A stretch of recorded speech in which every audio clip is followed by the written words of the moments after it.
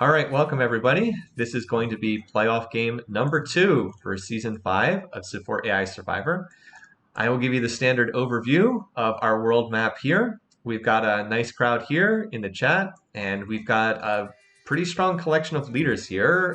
Quite a few leaders that have made it far into the contest in past years. No prior champions, but a lot of leaders who have made it to the championship game in prior seasons. So who are our winning leaders from the opening round? Well, we have Surya Varman here. He was the winner in his opening round game. He ran away with the field, just kind of ran away from the field with a very one-sided domination victory. He's got this starting position in the northwest corner of the Pangea. A lot of people liked his Plains Hill start with the wet corn here. He doesn't start with agriculture, but he'll probably tech it pretty quickly.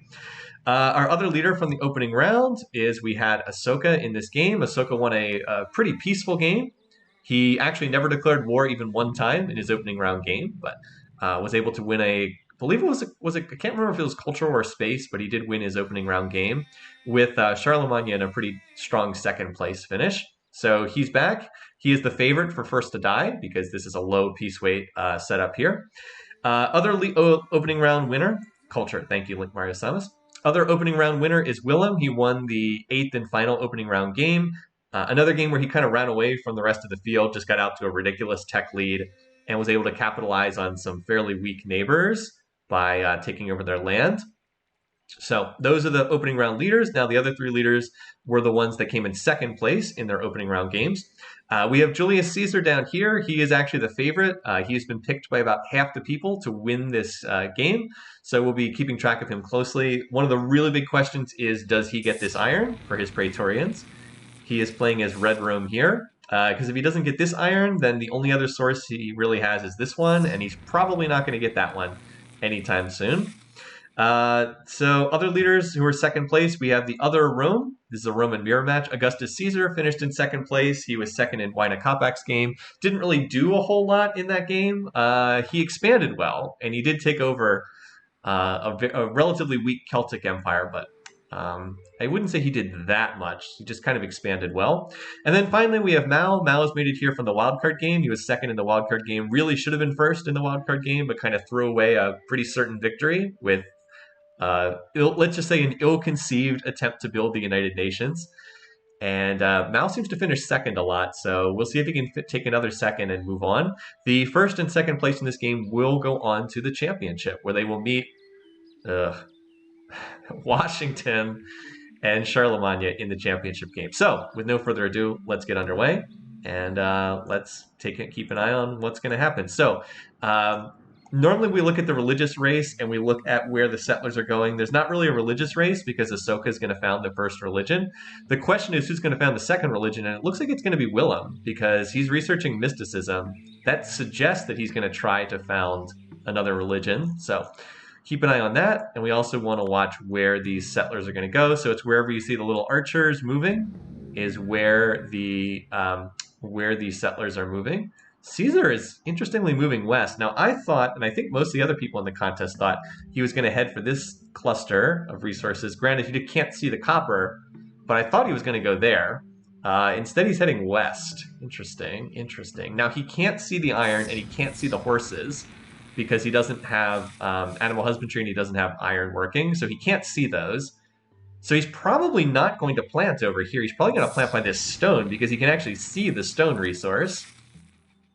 But will he get the iron? Well, we'll see where he goes. Surya is heading south. Willem is heading east, as you would expect. And Mao's going north, which might be good or might be bad. I don't know. Ahsoka is heading west with his settler. All right, so Caesar has founded a not very good spot. I don't really like this spot at all for him. It's just, there's not really much here. He needs to pop the borders, but Caesar's another one of those leaders who is kind of infamous for not researching mysticism. Unfortunately for him, the iron is on the diagonal, which is bad. He needs 100 culture to have this in his borders. Iron in third ring. It's unfortunate he didn't plant this one tile west or one tile south, which would have put the iron in second rings. That could be iffy. Now he kind of needs to plant the city here or somewhere in here to get that iron. Look at China City. Okay, well, no one else has planted a city yet, so we'll just advance a turn. This is actually a pretty good spot from Mao. He's got a wet corn in first ring. He's got a plains cow, floodplains tiles. This is pretty good. This is pretty good stuff here. Yeah, Julius Caesar is kind of another one of those leaders who often ignores mysticism, so there's a very real possibility of that. I like the start for Mao. He just needs to get to Adam. Now he's opening with wheel. Is he going wheel pottery for cottages? He is going wheel pottery, which is not ideal. He really should be going animal husbandry. That's the tech he needs. He's got double cows. And then he needs to go bronze working. Those are the techs he needs, animal husbandry, bronze working. He definitely shouldn't open wheel pottery, but he's got floodplains tiles, so it's not terrible. He can farm these floodplains in the meantime, farm his corn. So it's not ideal, but it could be worse. Caesar's opening with hunting, I guess, for this. He needs to open hunting. He really should open hunting into agriculture into animal husbandry, because then you get the double prereq bonuses for that research.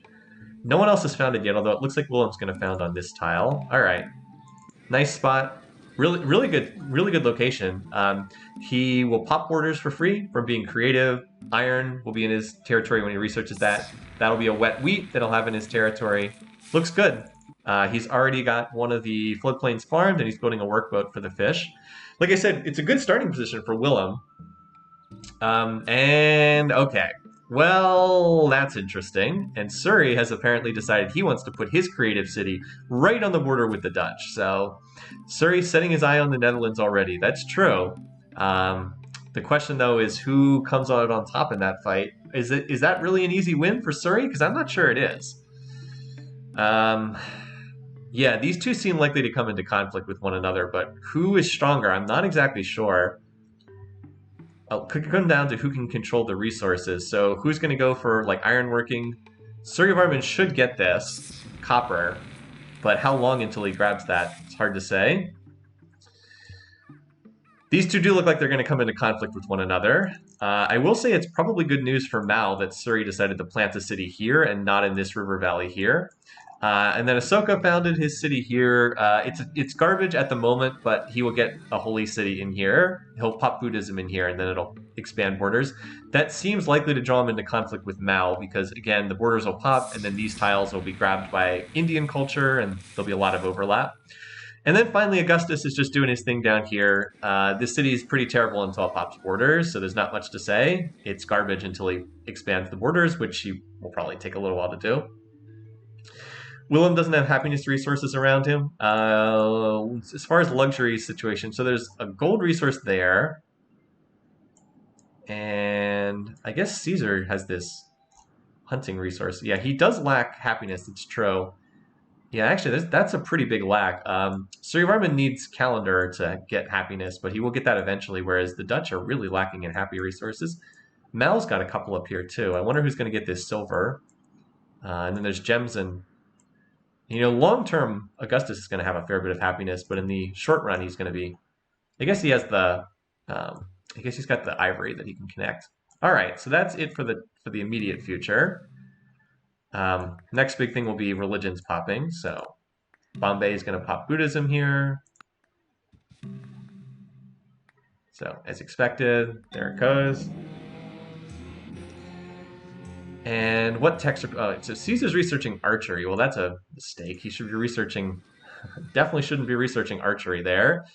He should be researching agriculture, because he's got this wet rice to connect. Mal's still on his pottery thing. I'm not refreshing the map after just 2 cities were founded by everybody. Let's see. Willem's researching hunting for his deer. See what else people are going for. So Willem went for the early mysticism, but he didn't immediately go on to the next religion. So he could have gone for polytheism, and he chose not to. He's on hunting. We'll see what he goes into after that. Ahsoka has now gone for fishing because he's got the clans at his capital. I don't know why I'm having trouble saying that. And he's actually building a settler in his capital very early. It's kind of interesting. Normally the AIs, for whatever reason, don't build settlers in their capitals at the start. A lot of people are building settlers, but a lot of the time they build them in their second city, like Caesar's doing right now, for some unknown reason. AI does this a lot. So yeah, for the time being, there's not much going on. Just people building stuff. And it looks like our first settler is going to be probably from Suryavarman, doing his fast start thing. So he did research agriculture, and he has mined a hill tile there. So he's got, he's producing 10 food hammers per turn. He's actually mined another tile. So it's definitely a good start for him. Pretty fast start. He's even building a second worker, something the AI usually struggles to do. So that's looking pretty solid there.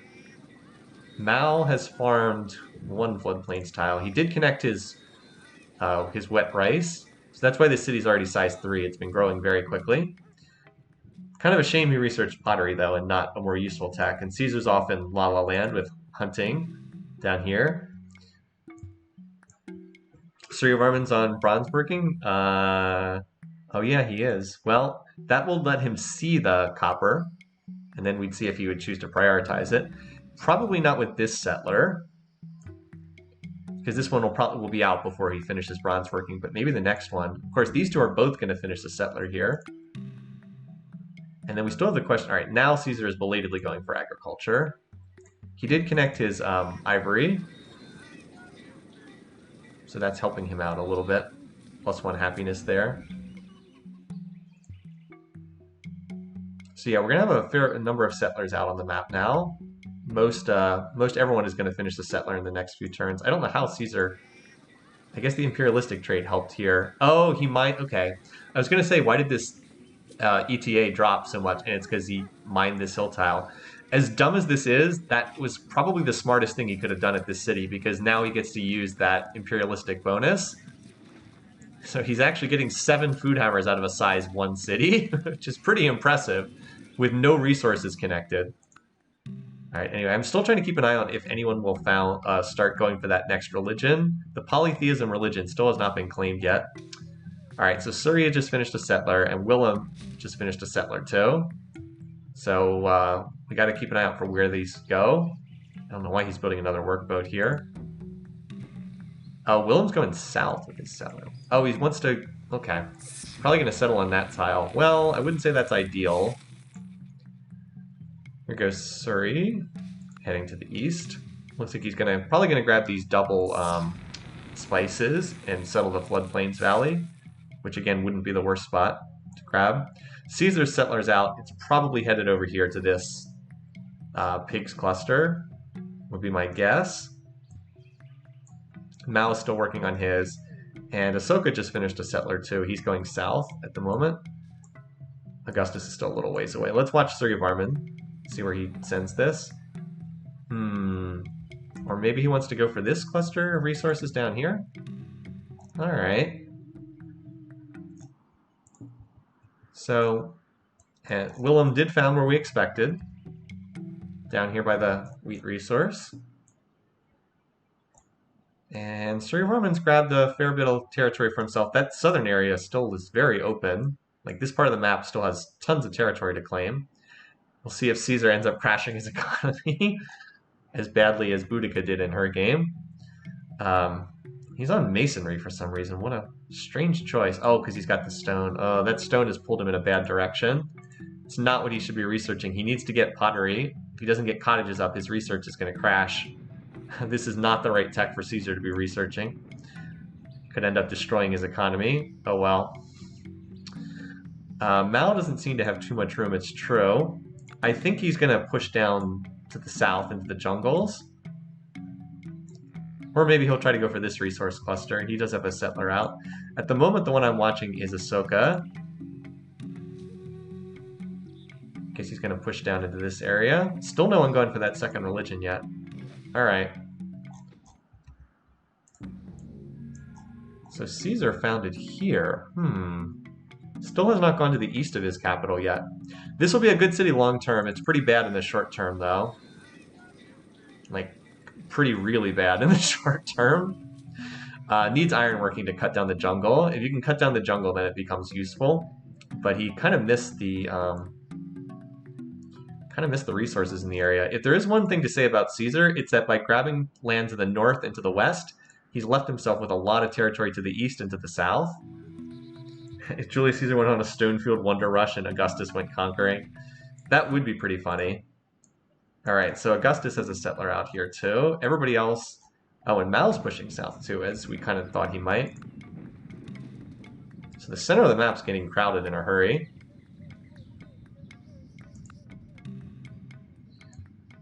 So yeah, there's going to be some border tension between Ahsoka and some of his neighbors here. Again, part of the reason why I suspect Ahsoka is... I think he's most likely to be first to die. Obviously, also I wouldn't have picked it, but it's certainly not guaranteed. And then meanwhile, Augustus is just off here doing his own thing. Caesar not doing well in city spots. I would have to agree. I still think he's going to get this spot over here, which will be a nice city, but he's picked some pretty lousy spots, honestly. His capital, though, has been improved. He's managed to... the fact that he did get the tech he really, really needed, which was agriculture. If he goes animal husbandry next, he's in decent shape. Maybe he'll even tech mysticism to pop the borders for that horse. I guess we'll see. So yeah, again, still no one on a religion yet. And Suryavarman has now finished bronze working. Now, does he have a settler out? No, he doesn't. Willem, that is just a worker in his capital, not another settler. The only one I believe has a settler out right now is Augustus. Like, there's one in production at Bombay, but I think that's all. So keep an eye on where this one's going. Is he sending it to the southern tundra? Because that would seem to be a really dumb place to, like, build a settler here and then walk it all the way down to the south. He should just grab this spot right here. Okay, I think that's what he's going to do with it. All right, looks like he's probably going to found on this spot. It's actually a pretty good choice for a city. And he's on pottery. Again, you can see the difference between Augustus and Julius Caesar. Augustus is about to finish pottery. Caesar, I believe, is on wheel pottery, though. No, he's just on wheel. Has not committed to pottery yet. All right, so as expected, that city gets picked up. It's a good spot. It's got double food resources and the wines. Makes for a solid choice this early in the game. So Willem is double building settlers. Suryavarman is also building a settler. At least Caesar isn't pulling a Bismarck, yeah. So he got his masonry and now he wants to connect that. You know, a Stonehenge build, if he has the stone, actually is not terrible for Caesar, because he could really use the border pops. I don't know if he would go for that, but... Ravenna's on a 30-turn settler? Yeah. Needs to get a little more health in there. Of course, Rome's on a 2-turn settler, so... What happened? Oh, I was like, wait a minute, what happened to his happiness? He had a barbarian pillage this. That's kind of sad. Anyway, anyone else on a wonder yet? No. A couple people on settlers, though. Capital check, sure. We can do a quick check of the capitals. So Caesar did a reasonably good job, at least up until this barbarian archer walked in and started pillaging all his stuff. Willem's capital looks pretty good. He's got all his food connected. He actually needs to get more production here right now. He's actually got excessive food. You don't need 13 food per turn. That's too much. Suri has connected. He's actually only connected one resource. He needs to get animal husbandry. Oh, he's now on polytheism. Interesting. He's going for the other religion. Wow. Let's see. Mao has cottaged his copper resource. He did finish researching animal husbandry, though. I actually think he's managed the early game reasonably well. Got some commerce coming in there. Still needs to research bronze working, though. Ahsoka is a bit more of a disaster. Yeah, see, he has animal husbandry resources, and he hasn't researched animal husbandry, so he has a lot of mines, but that's about it. And then Augustus... Actually, Augustus looks pretty solid. He farmed this. He got the fish resource connected. 3-turn settler. Wow. Look at that. Plus 50% for settler by imperialistic leader. Not bad. 2 unhappy faces in Shanghai. Well, he just has so much food, he's grown it into unhappiness.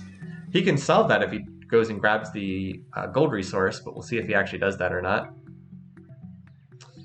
Yeah, Willem's production doesn't seem to be great. Oh, he's building Stonehenge over here. I think he's in the driver's seat on this Stonehenge, although it's close. There's quite a few people building Stonehenge. Well, these two, I guess. I guess just 2 people building it right now. And then more settlers in production. So a lot of people are building settlers. I'm just checking to see who's actually finished one. Willem's got a settler here. Sir Varman's got a settler over here. Where's he going with this? Okay, well, since he's creative, he'll get the copper in his borders pretty quickly. So Caesar's on bronze working. Mao's now on bronze working as well. Caesar needs to get pottery because his research is pretty lousy right now. Look at this city. Well, this city would be a great place to build imperialistic settlers. We've got 12 food hammers per turn here. Of course, it would be even better to build a monument to get some culture, but that doesn't seem like it's going to happen anytime soon. Mao getting culturally crushed? To a certain extent, yes. If you're curious about the diplomacy, you can take a look at that.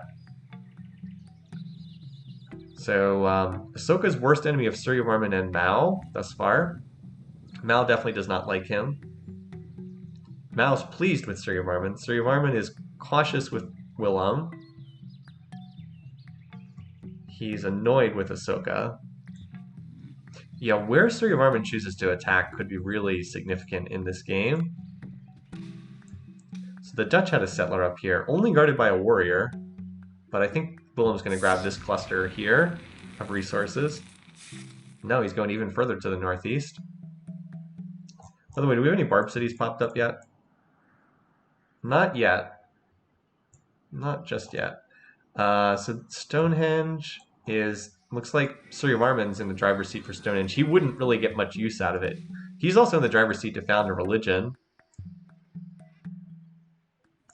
And it looks like Caesar is going to grab this spot that we suspected he would pick up. Yep. So with the copper in first ring and the pigs in second ring, he's researching bronze working. He really should get animal husbandry so that he can actually connect some of these resources.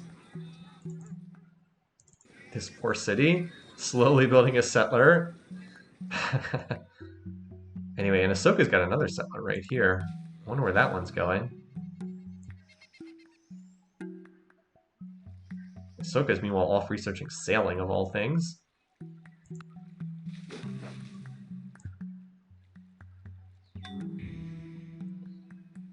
So yeah, we should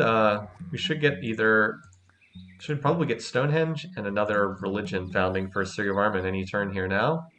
At least Caesar has roads. That's true. At least he has roads. Needs to get pottery so he can get some more commerce coming in before he crashes his economy with these settlers. Oh well. That said, you can always oh wow, oh boy. This looks like a very, very dangerous spot to put a city. Look at this from Willem way up here. I mean, if he doesn't get called on this, it's going to be great, but this seems very difficult to defend. I just hope he doesn't get run over too quickly here. Because it sure looks like Surya Varman and Willem are going to be coming into conflict due to all that border tension. Mao is researching mysticism. All right, and in addition to that, Christianity now founded in the border city of Surya Varman, as if it wasn't bad enough if there wasn't enough culture pressure between Willem and this guy already. There's going to be a lot of overlap between theirs two. I was wondering if the religion would pop up here or here. It ended up going in Hari Haralaya. Willem skipping the gold. Yeah, he actually kind of did walk right past the gold, which is a little strange, since that would have helped him a lot. Anyway, where's Mao? All right, here's this. He's got a settler right here.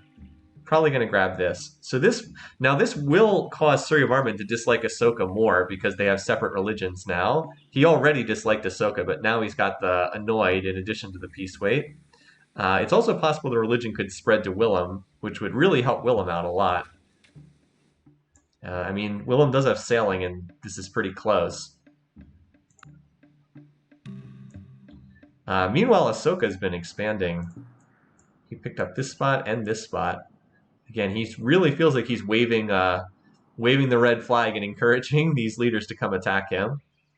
Mao should have metals connected because he was on early bronze working. Is he going to found on the gold tile? That would be a weird place to put the city, but apparently that's where he wanted it. Okay. Well, that will give him a happiness resource, which he needs very badly. And Mao will also have axes hooked up at a fairly early date. Ahsoka's getting battered by barbarians. Apparently Ahsoka doesn't have roads. He's doing the Bismarck thing where he doesn't even have roads. Yeah, he went for sailing, I guess because he has a coastal capital, but he doesn't have animal husbandry, he doesn't have bronze working, much less iron working, so he's pretty, I don't know what to say. He's pretty vulnerable right now, and these archers are just pillaging his farms because he's not out there defending them. One of the Ahsoka units just attacked this archer and lost, so it has almost no tile improvements down right now. So Ahsoka's high on the scoreboard, but like his position I don't think is especially great right now. Anyway, so settlers, just checking. That's just a worker. There's a new... nope, that's a worker in Neapolis too. Caesar has workers there. Oh, he finally finished the settler in Ravenna that had been building forever. And Caesar also just finished bronze working, so expect to see him connect that pretty soon. Caesar really needs to get animal husbandry. Like, really needs to get that. How about Willem? Did he have a settler? He has a yes, he does. He has a settler down here. And Suryavarman does not have a settler, and he's building more wonders. Oh, he did found this city up here, though. This was where his settler went, up here, and that grabs horses. So yeah, looking, I'd say it's a pretty decent land grab for Suryavarman. He really doesn't have places to put any more cities, though, and that's kind of his issue. Really, we'll be curious to see if he chooses to attack. He could attack Willem, he could attack Mao, is certainly possible, although there's no border tension there right now. Or if Peace Wade is the dominating influence and he goes for Ahsoka. I'm hoping he goes for Ahsoka, personally. Caesar will lose his copper to Ahsoka. Oh, no, I don't... Well, if he never, ever builds any culture, he might. That's true, he could. It's first ring for him, though, so he only needs... He needs any culture whatsoever. But yeah, if he never builds any culture at all, he would lose that tile. That's true. So Mao is apparently the tech leader. Suryavarman is apparently last place in tech or something like that. And now he's building the Great Wall? Okay. Well, you know what the Great Wall would do? Great Wall provides culture. Yeah, Great Wall provides culture. So, backdoor way to get this iron in range? Building the Great Wall in this city? I guess we'll see. Alright, it's turn 50. Let's do our comparisons.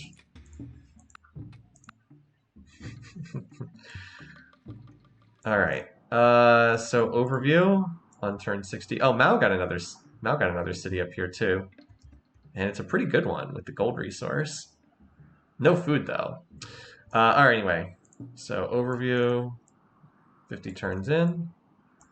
There's now a barb city deep down in the bottom tundra.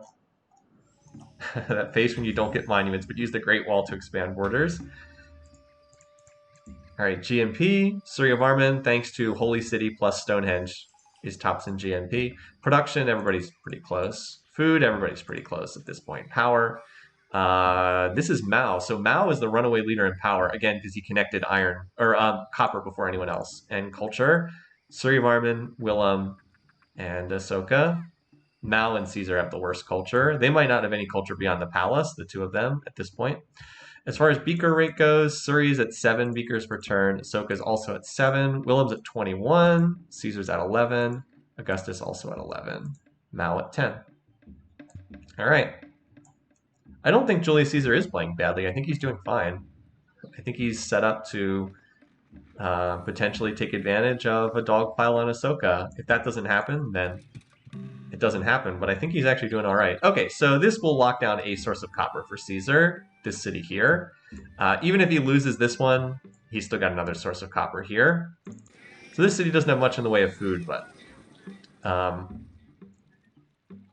it should be safe in that regard. Needs to reconnect this. Maybe he does need to build the Great Wall, because he's actually suffering a fair bit from barbs. There's another barb city down here, too. Could be capturable someday. So this this got pillaged again. But now that Caesar has copper, he'll start building real units as opposed to just archers. Although for some reason he's going spear first. How about Ahsoka? Has he recovered from his archer pillaging? Not really. He has almost no improved tiles at all in his territory. He's still researching sailing. Until he gets the wheel, he's not going to be able to really do anything in his territory because he won't have any roads. I'm just curious if Mao is plotting war at all. It's very early. Nope, he's not. He really should found some more cities first, but like that's a lot of border tension over there. So Caesar is technically last in score right now. That's not the end of the world, though, because a lot of the score points this early on are based on land under your control, and he has like the least land. Augustus put another city up here. Oh yeah, this city has deer in the second ring. So Willem has connected copper, and Caesar now picked up Ahsoka's religion. All right. Let's see if that has caused any change in viewpoints. He's just cautious. Caesar's cautious with everyone. Meanwhile, Augustus dislikes Suryavarman and Mao. Mao dislikes Ahsoka and, yeah, the High Peace waits.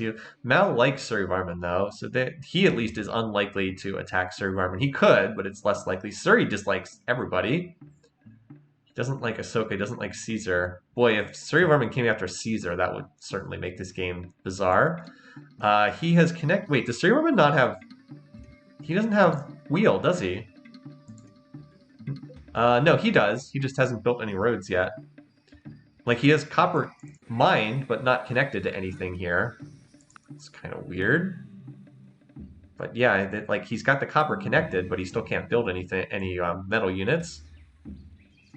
Oh, we also got a race for the Great Wall between Amsterdam and Hume over here. I guess he just got it, so he hadn't had time to build the roads yet. Yeah, now Rome's building the archers. Or Red Rome, at least. Ahsoka seems to have stopped at 5 cities for right now. I noticed that Julius Caesar's finally researching animal husbandry, as a bunch of people are. Ahsoka still does not have wheel tech, though, nor is he researching it, so he's going to be stuck in none of my resources are connected by roads situation for ages. Not the best. Did Caesar reconnect this? Nope. Needs to get his workers back here to reconnect that ivory, because he really needs the happiness. You can see how badly he's suffering without any happiness resources. And he's probably going to lose this resource soon, as you guys mentioned, once the city pops its borders. Good thing he's got another source of copper. No, Caesar didn't lose his workers. The AI just doesn't build a lot of workers. They don't manage them very well, and they don't build very many of them. Early on, they are chronically short on worker labor in this game. So Mao found another city up here. He's really grabbing that northern tundra. So these are pretty weak cities, but he does have them. All right, he's not plotting war. How about Suri? Nope, doesn't look like it. It's still pretty early in the game, let's be honest. Right now, I'm most curious to see who's going to get the well, it looks like the Great Wall went to Willem. I was like, I'm curious who's going to get this. Looks like Willem got it. So no building the Great Wall for culture here, which is a bit of a shame for Caesar. He could have used that. He did pick up a lot of fail gold, though, which is probably something he can use. How about Caesar? He might be... Oops, other Caesar.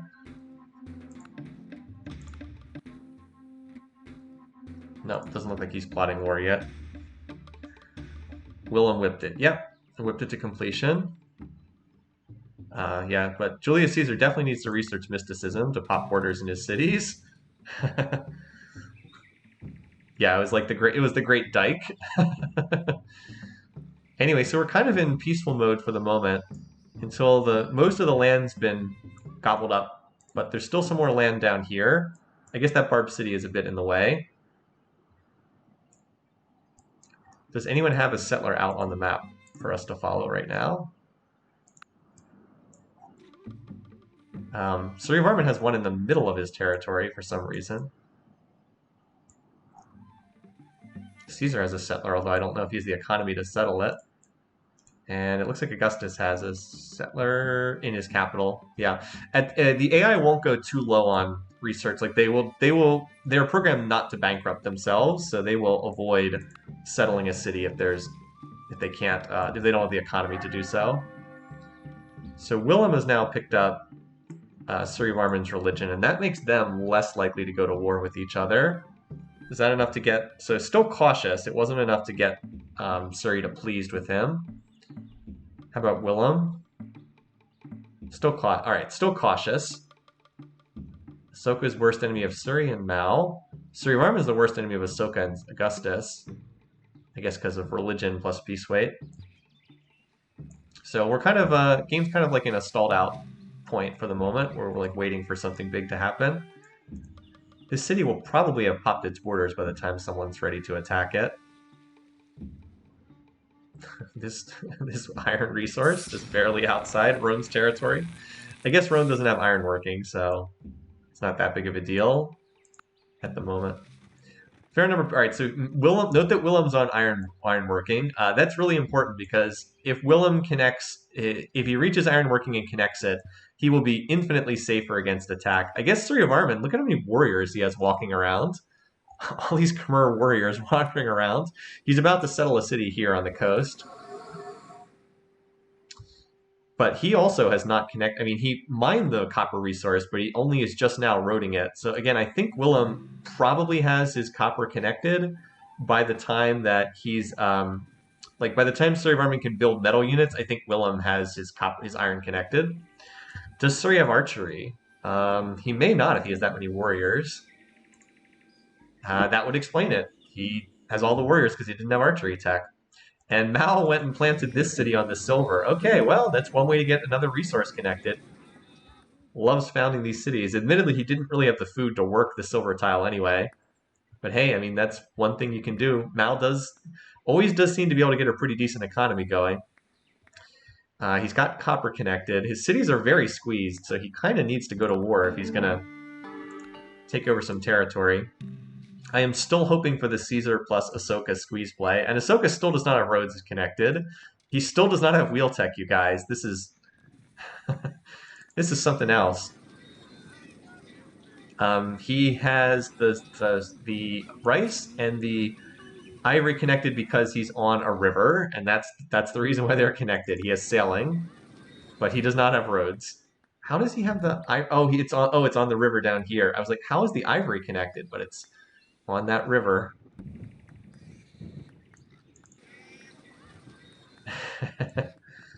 This game's silly sometimes. Anyway, so now Caesar's actually building cottages. Wow. Guess he recognizes he needs to get more commerce. Look at those plains cottages. Why not cottage the floodplains? Oh well. Wait, Julius Caesar building the pyramids? What? Interesting. Gonna have some competition for that. Pyramids is always a popular wonder. Julius Caesar going down the Augustus route here. Augustus has been expanding. Like, we haven't been paying him too much attention, but he's got the southeast corner of the map. He actually has a decent number of cities down here. 1, 2, 3, 4, 5. He has 7 cities. I mean, Red Room only has 5. So, shouldn't sleep on Augustus.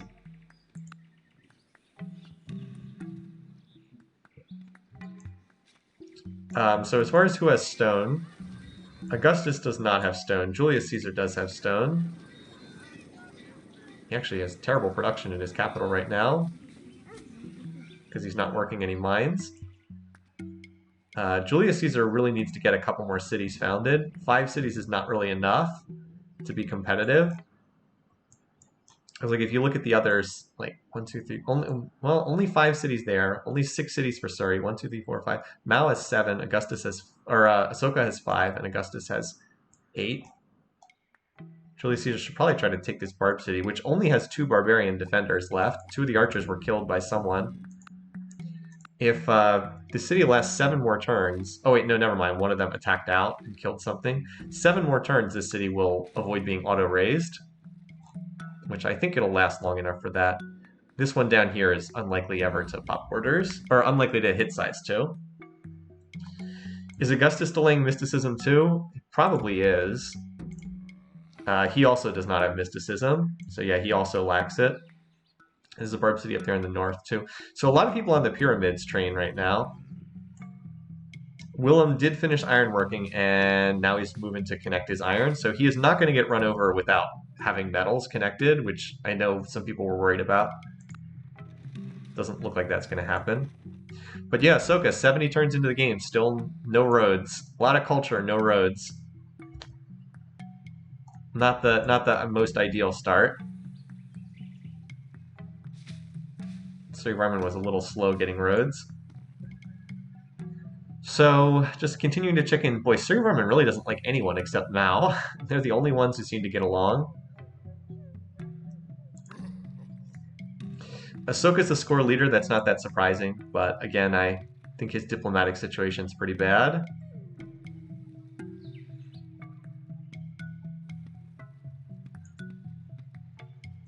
I'm still hoping for Julius Caesar to get iron connected somehow.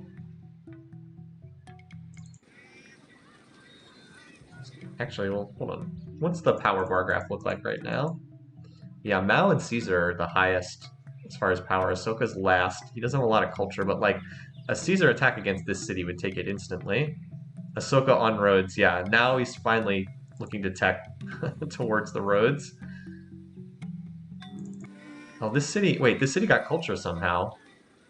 Oh, this is the city that got Buddhism. Okay. I was like, wait, how did this city get culture? Oh, this is the one city where Buddhism spread. That's how the borders popped. Okay. Just do a quick check. I can't imagine that he would be plotting war, but it's easy to just go in order. Alright, nope. Alright, Suri is plotting. Surya Varman's ready. He's like, I'm pumped and ready. Alright, he is not. And Julius Caesar is not either. But Surya Varman is, so we'll have to watch and see who he's going after. He's got some units down here. I guess part of the issue is I don't think anyone has writing, so I don't know that Surya Varman even can like get through Mal's territory to reach Ahsoka. So Willem is probably the most likely target, but Willem did just connect iron, so not a guarantee. Also, with no catapults, I'm not sure I see a war like that working very well. Willem has a lot of culture, and he has walls. So, and a Surya Varman war probably wouldn't go very well. Is this another settler? Is Mal continuing to claim the top of the map? I guess he's going to go to this spot. Oh, Julius Caesar's on ironworking now. Alright. Will he try to dump a settler over here to grab this resource once he has ironworking? That's a good question. Those warriors look scary.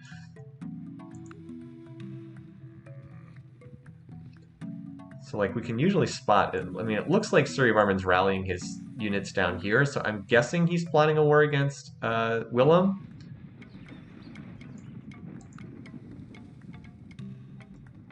But I'm not sure that goes that well for him. Yeah, Mao is just...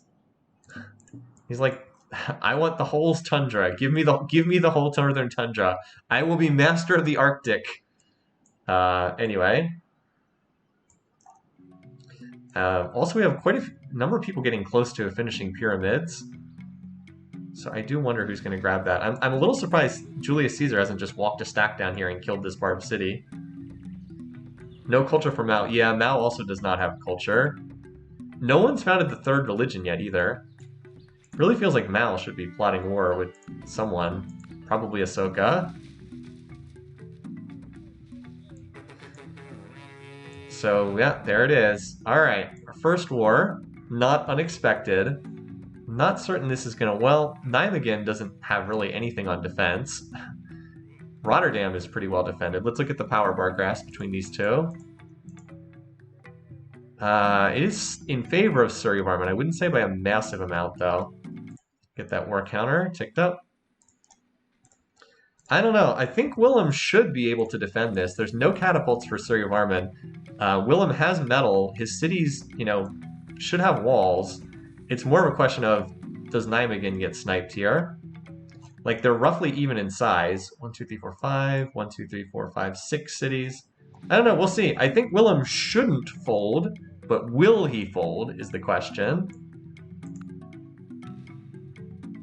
All right, well, that was also a little silly to move here. That stack should have moved next to Nijmegen. Every turn, and Willem gets the pyramids too. Okay, so Julius Caesar's gotten a big lumping of fail gold, although that's probably not the worst thing considering his economy is not great. To get 300 fail gold is honestly not that bad for him. Now he needs to use that to expand and take more territory. It would not be good for Caesar if Augustus grabbed this Barb city, because Julius Caesar is still only on 5 cities, which is really weird for him. He usually expands very well. Anyway, we'll keep an eye on this. So Surrey Varmint's going for the kill shot here at Willem's capital. I'm struggling to see that working, though. Like, I feel like Willem can defend this pretty easily. Like, there's no catapults in here. Just axes, chariots, and spears. Not even any swords in this stack. Like, I don't see how that... I think an axe could probably kill half that stack on its own, as the spears will easily kill the chariots. Who moves first? Well, production will happen first. Surrey Varmint moves first between the two of them. But, like, the production will happen first. Yeah, that didn't go very well, did it? Most of that stack just died. Yeah, for whatever reason, Willem now adopted representation. That's a good civic for him. And Mao has founded the third religion. Okay, well. Now Mao's going to convert into his own religion. Interesting. Oh, by the way, Caesar apparently did get mysticism, because now monuments are popping up in his cities. Is his Barb city going to get attacked? No. Apparently Augustus chose not to attack. Yeah, I'm not quite sure what Julius Caesar's doing right now. He's not expanding, and he's not really fighting either. Is Mao about to become a diplomatic pariah? Well, he hasn't converted yet, although I think he will. Meanwhile, Surrey Varmint's attacked it as little as we thought it would.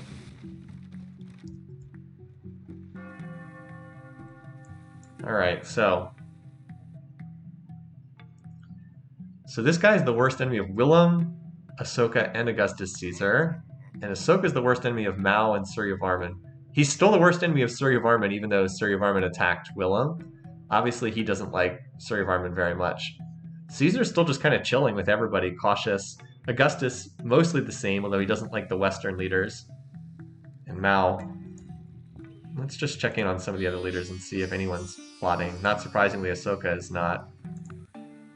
Mao is not interested at the moment. Augustus is just doing his peaceful thing. And Caesar is... I don't know what Julius Caesar's doing right now. Oh, he's got another... He does have a settler down here, so I guess he is going to claim some land. But I'm still surprised he's not trying to attack this city. Oh, there's actually an... Oh, there's an iron resource down here, and he's got a settler moving. Maybe he's going to claim that iron with this settler. That would be pretty big if he... Like, if he settled here. It'd be a garbage city, but it would get him iron. Big brain play. Ignore the iron 4 tiles from your capital, but grab it in the tundra ice down at the bottom of the map. Hey, gotta get Praetorians somehow. Anyway, so Surrey is continuing to attack here, but that went just as badly as the first attack did. There's a decent chance that these attacks just slow down both the Khmer and the Dutch in this game without really doing a whole lot else. You know, and meanwhile, everyone's like, is he going to grab iron with this settler? Where is this going? Augustus Caesar attacked this Barb city and didn't have much success. Julius Caesar is coming in with a larger stack. At least I think that's where that's going. I don't know what where this settler is going. It's like, no, you must settle the iron. We need Praetorians. So yeah, this war is going nowhere. This is just a total stalemate right now. Meanwhile, Mao, somehow Mao settles the entire northern part of the map.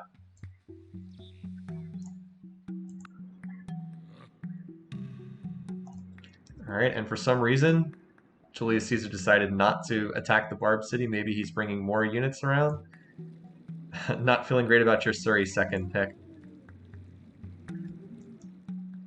Caesar's on monarchy, which actually would be a good tech for him. He has wines and he needs happiness. He's been oddly peaceful thus far, Julius Caesar.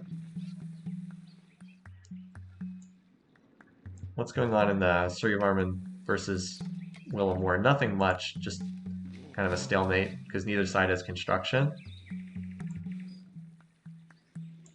This settler continues to wander around without actually settling. And this stack turned around. Is he not going to attack the Barb City? Because Julius Caesar, you can't fight. You're not going to beat anyone if you try to fight wars when you only have 5 cities. You need to get more territory. Like even Augustus has done a better job of land grabbing. Also, Ahsoka's been left alone long enough that he should have ironworking relatively soon. Is Julius plotting? That's a good question. He's got a whole bunch of units there. All right, he's headed for somebody. And it doesn't look like it's going to be Ahsoka, although I could be wrong. Going Oracle for some reason. It looked like he was about to attack this Barb City, and then he turned around and apparently headed off in a different direction.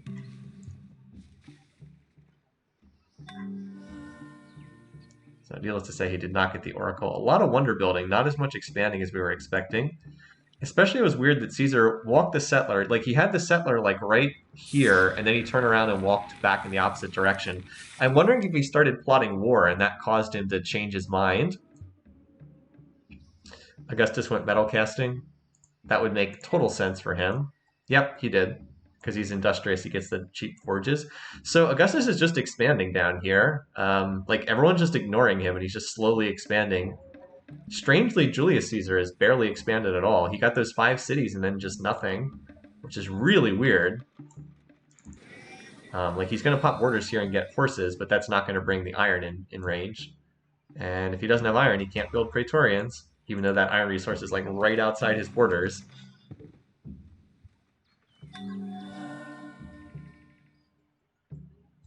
But yeah, it's been a quiet... And Augustus is apparently just going to grab all the territory. He's just going to do what Mao is doing in the north, just grab all the territory. Makes sense. If no one's going to take advantage of it, just claim more land, and that's another iron that could have gone to Julius Caesar, but didn't. Like, these are double iron resources that Augustus has. Maybe Augustus will trade it to him. Yeah, Augustus just going to do the same strategy he had in the opening round. Meanwhile, Willem is researching construction. So that could be enough to break the stalemate he has going with Suryavarman. If Caesar isn't about to dogpile him here. If we can ever figure out what the heck Julius Caesar's trying to do. Since he is apparently plotting war, but it's unclear against who. I kind of need a dogpile against Ahsoka for my game to work out the way I wanted it to. Mao is still not plotting war, he's just in econ land. Yeah, I mentioned Willem was on construction. Like, it's clear no one's going to break through in this 1v1 war, not unless someone else intervenes, or unless someone researches construction.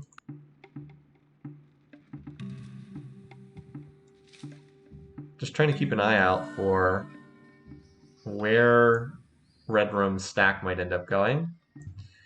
If Julius doesn't have Praetorians, though, he's a heck of a lot weaker. I mean, he's got the settler, he just needs to plant the cities. Also, not taking this city is like a crime. It's so easy for him to capture, he could just run it over in an instant. It just hasn't done so. Mal just seems to be in peaceful mode. Now, kind of another game where the person who is a widely disliked worst enemy is not coming under any aggression. So Caesar did get his monarchy tech. So did Augustus. And hereditary rule is a popular favorite civic. Representation. So actually, no one in this game has hereditary rule as their favorite civic, huh? That said, representation is Julius Caesar's favorite civic and Augustus's favorite civic. So Willem is picking up some Diplo brownie points as a result of that. Although it's not showing up here. Caesar's actually pleased with Ahsoka. What? Oh man, he's not going to go after Ahsoka, is he?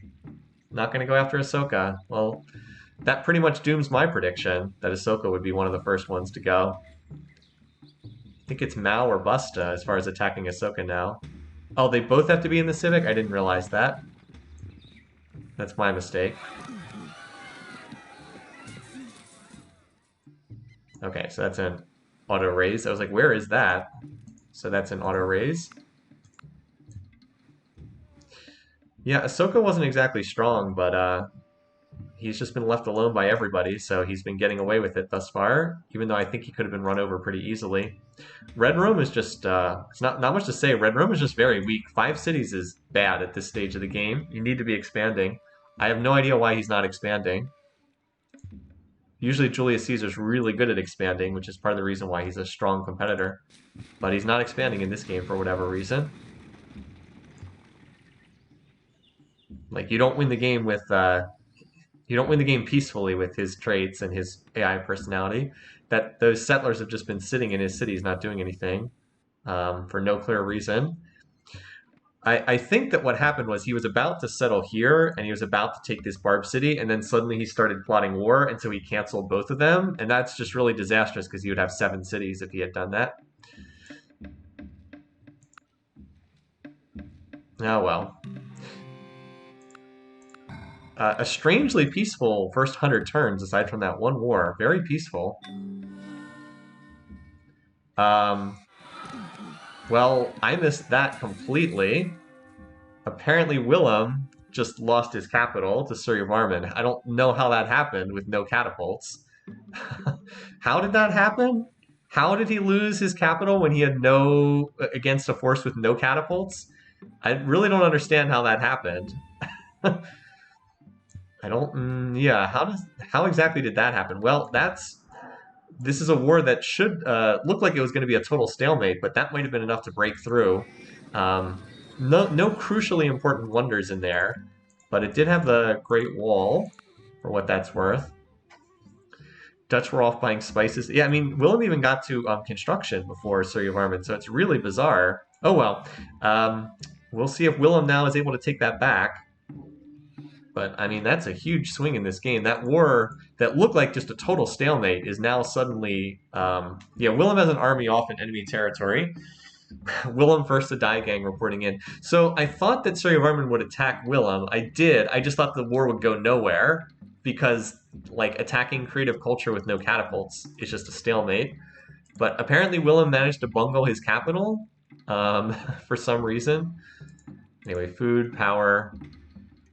Yeah, Willem apparently just had his whole army get slaughtered somehow. I'm really not sure how that happened.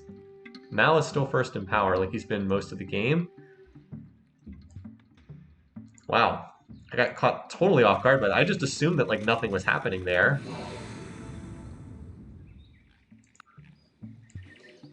But yeah, Willem just took it on the chin as a result of that. Did Julius Caesar stop plotting? Nah, he's officially still plotting against somebody. Good question. Instead, now it's like Mao has units coming down here to go for this Barb City because Julius Caesar keeps ignoring it. And Ahsoka is now finally about to research ironworking. I mean, look, Ahsoka went 100 turns without researching ironworking.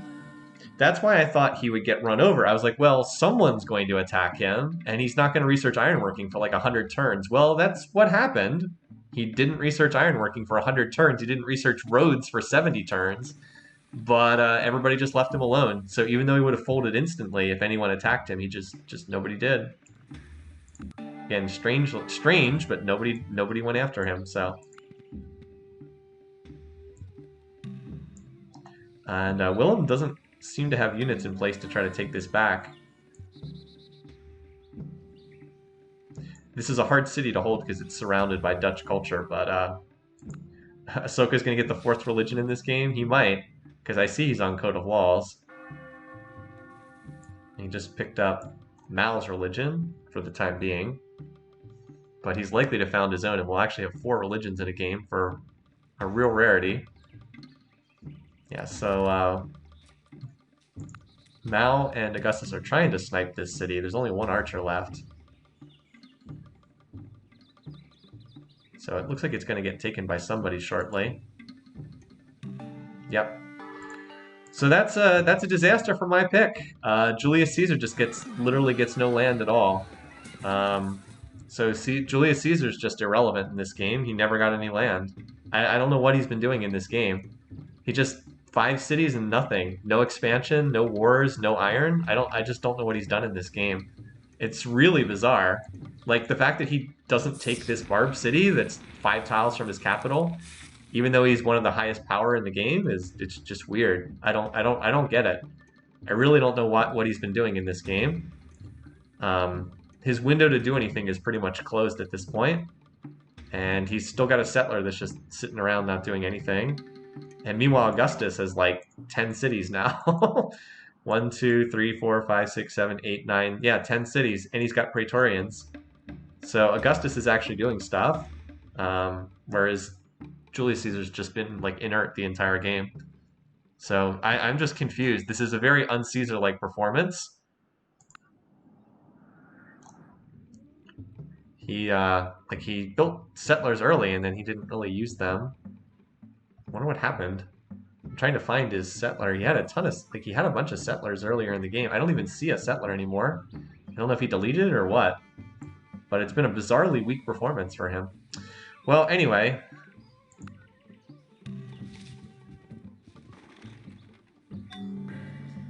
So there's Augustus founding the 4th religion in 4 different civs on the game. Hey, at least I've still got Mao in a position to maybe do something. Maybe he'll take his eternal 2nd place. Although he's got his own religion that no one else is following, which is not ideal for him.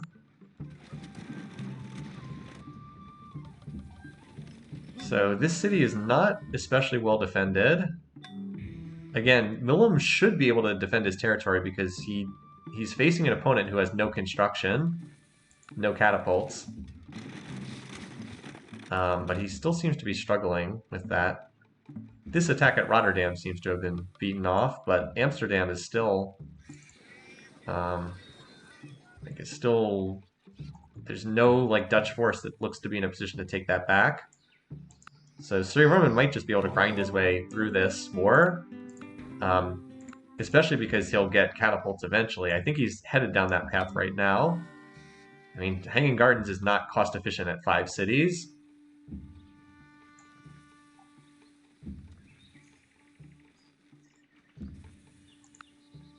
Whatever Caesar's war plotting was, it's basically too late now. Axes are not going to scare anybody at this stage of the game. Maybe he has to wait for this city to hit, to pop its border. Well, in 19 more turns, he'll have iron in range. Although it's late enough now that Praetorians aren't even going to be that effective. So Ahsoka and Augustus are now top 2 in this game. I did not see that coming. Did not see those two. Red room with iron. Oh, is someone trading him iron? Someone must be. Yeah. Someone must. It's probably the other room, because I know the other room has 2 irons. Let's see. Oh, it's iron from Ahsoka, of all people. Ahsoka's trading him iron. Those two seem to be on good terms because of their shared religion. So yeah, he apparently he can build Praetorians now, as you guys spotted in the city there. I don't know if that's gonna do anything in time to have an effect. Just 5 cities is just not enough territory. So that's an auto raise. But like, look how many cities Augustus has. Like, he's got this whole corner of the map now. Like, literally nothing to the south or east of Red Rome has been picked up. There's just no room for more cities at this point. It's going to have to be conquered. At this point, the best thing Julius Caesar could do would be to attack Willem and take some of his territory and try to snowball off that. August has been a lucky month for Augustus, and Augustus is researching construction now, so... Oh, Amsterdam retaken. No. Oh, my picks. Why? Why Mao of all people? This is probably not going well for Julius Caesar. So, Willem gets his capital back. Of all the people I needed you to attack Julius Caesar, that was not one of them. This attack is not going to go anywhere. That is a total waste of an attack. Boy, what a bad game Julius Caesar's played in this. He's done just about everything possible wrong. Would be a good time to check the power graph. Oh boy, of all the people you could have attacked, Mao is actually higher in power. Like, you could have attacked the Willem, who's in a war. You could have attacked Ahsoka, although it's too late now. Should have attacked Ahsoka at any point when Rome was here and Ahsoka was here. But no, you chose to attack Mao, and you don't even have any Praetorians in the stack. And Mao's got this city well defended. It doesn't make any sense. Well, so much for scoring points for this game. That's not going to happen. Does Mao have construction tech yet? He does not, although he's likely to head there soon. I mean, you're fighting someone who has like double your cities is probably not a good way to go. But really bad for my picks. I needed this not to happen. Again, my whole game, as I explained before the game started, the whole premise was that we would see Mao and hopefully Julius Caesar get involved in a war with Augustus. Or not Augustus, with Ahsoka, and that has not happened at all. Instead, Caesar has not expanded and then attacked Mao. Yeah, I'm confused. So Ahsoka gets to continue skating, and he will have a decent chance to win. Although I actually, out of all the leaders, I think Augustus Caesar is in the driver's seat right now. He's been totally left untouched. He's going to have construction soon. He's got Praetorians. There's plenty of targets for him to go after, or he has enough land that he's going to be pretty strong even if he's left alone. Suryavarman and Willem are fighting an unproductive war. I guess Mao, if he could roll over Caesar, would have a decent shot at this. Although that would be pretty bad for my picks, but... Does Suryavarman have ivory? Good question.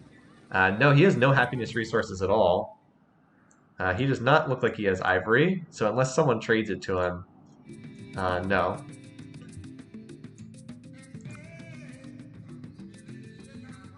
So Caesar is researching construction, so, I mean, he does have the potential to get catapults and Praetorians in play. The big issue is he only has 5 cities. He just doesn't have a lot of production centers. Just, like, if you look at the production bar graph, there's production. Well, I guess his production's not terrible. Could be worse. Willem's production is really bad. Although I think we had some people point that out pre-game. Suryavarman, it seems to have just had a... Oh, what? Whoa! Why? Why, Willem? Why? He signed peace and gave away his former capital. Why? Suryavarman was not even close to claiming that spot. Why would you do that? Why? Why would you do that? Oh my god. So stupid. Like, Suryavarman was not close to recapturing that city at all. Willem, you are bad at this indeed. Anyway, so Caesar attacked and it went as poorly as you would have thought. And now Mao's got a lot of units coming down here.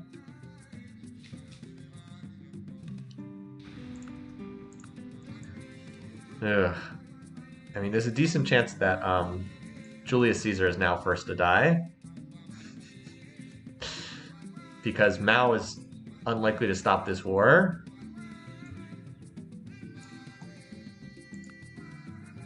And, well, he doesn't have... Well, I was going to say he doesn't have construction, but he's about to finish it. I mean, Augustus is the one who's looking really strong, shockingly. I thought he would come out of the land grab looking strong, but I thought that his long-term position was bad. The problem is he's come out of the land grab phase looking strong, and now his long-term position's looking really good, because Ahsoka's been totally left alone. Willem and Suryavarman have weakened themselves, and Julius Caesar is like an absolute joke at the moment. because he's never gotten past 5 cities for some totally unknown reason. He's never gone past 5 cities. That said, Augustus did just convert to his own religion, so we've got 4 different religions in play right now, which is really weird. Suryavarman apparently just detests everybody. Really hates everyone.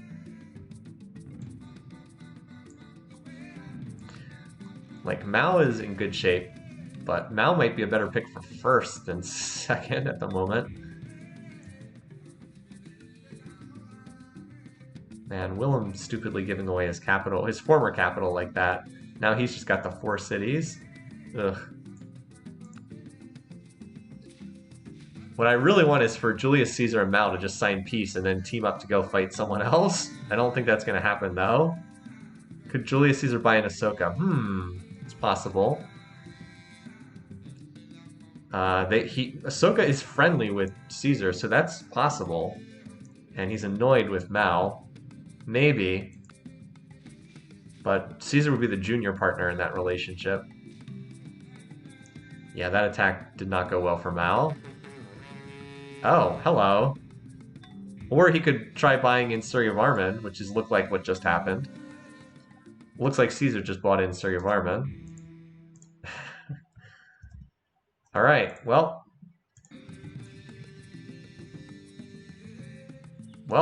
interesting times here. If the championship game is Ahsoka, Augustus, Washington, Charlemagne, that'll be a horrible championship game. Well, we're not there yet. So now Mao's in the 2v1. And it's possible he could be in the 3v1 if Ahsoka tries to join this. Let's look at the power bar graphs again, just for... So Suryavarman has rebuilt a bit since that earlier war. This is Caesar, this is Mao. Augustus is #1 in power.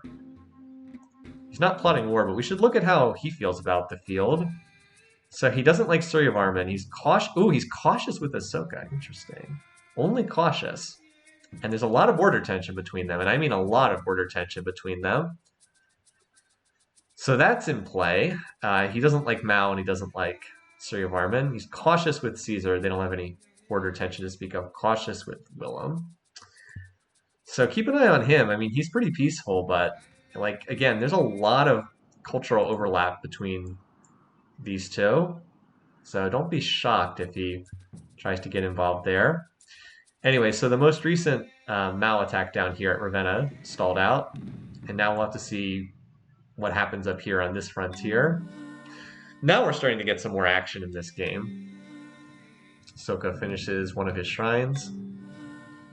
Ahsoka just doing his builder thing. He probably will just sit back and try to build until he can win a victory. Like, he could join a war, but he's just so peaceful.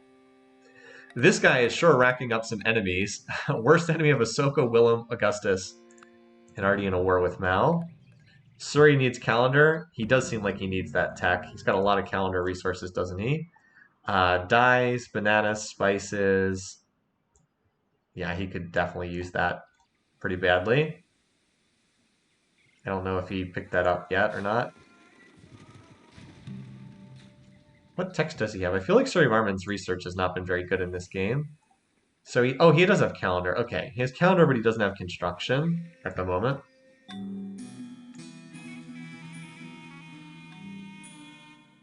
So now somebody founded Islam too. That's Ahsoka though. He founded that as a minority religion. So Mao does have 1 catapult here. Caesar has some Praetorians, but he doesn't have catapults in position yet. Even if he were... Oh, I guess he has enough culture in the area that he could capture Guangzhou. Looks like Caesar hit this stack and killed the units. Yeah, Caesar would probably take the city if he can get the walls down. And his cities here, Ravenna and Kumai, probably have enough culture that he could hold this spot. And this city's actually a pretty nice city. Or maybe not. There's no Roman. Actually, there's no Roman culture on this tile at all, and it's 32% Indian. That's one of the bad news is for Caesar is even if he captures Chinese cities, they're just going to be overwhelmed with culture from the other leaders. Suryavarman, meanwhile, is trying to attack here at Shanghai. No catapults, though, means that's unlikely to do much. Oh, Willem got Ahsoka? Wait, are we going to have another religion? It was Willem who founded the religion? Are we going to have 5 different self-founded religions in this game?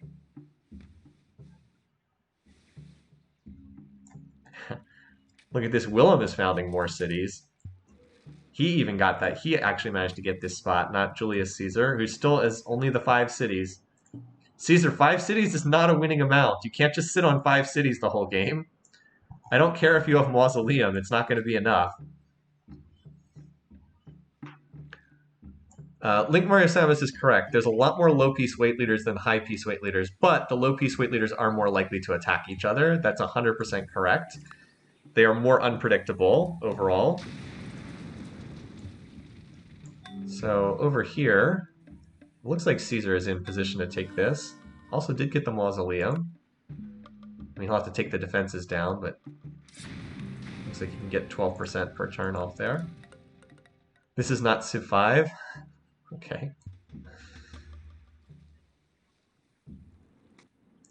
Yeah, if Julius Caesar had founded a city here and gotten that Barb city, he'd actually be in okay shape right now.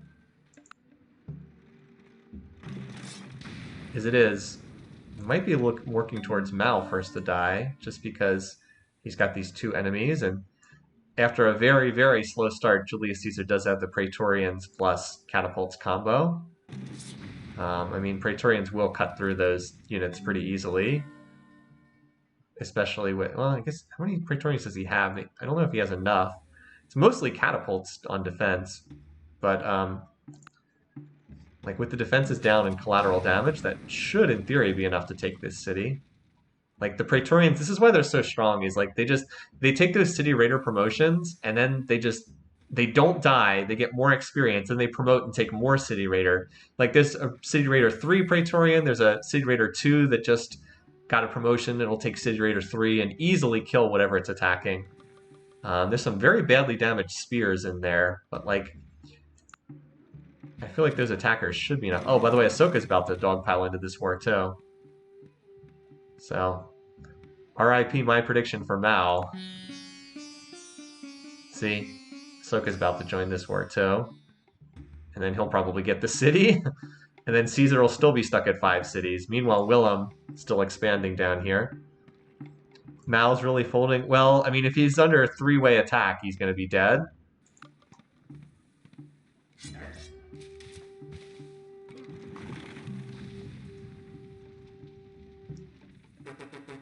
So, there's the war declaration that was telegraphed last turn. Looks like Caesar probably brought him into the war. The Augustus and Ahsoka show continues. Now, I really don't know who's going to get this city. Caesar's running out of attackers, even though the defenders are badly injured. Sir Varman still doesn't have construction yet, so he's just kind of flouncing around, doing whatever.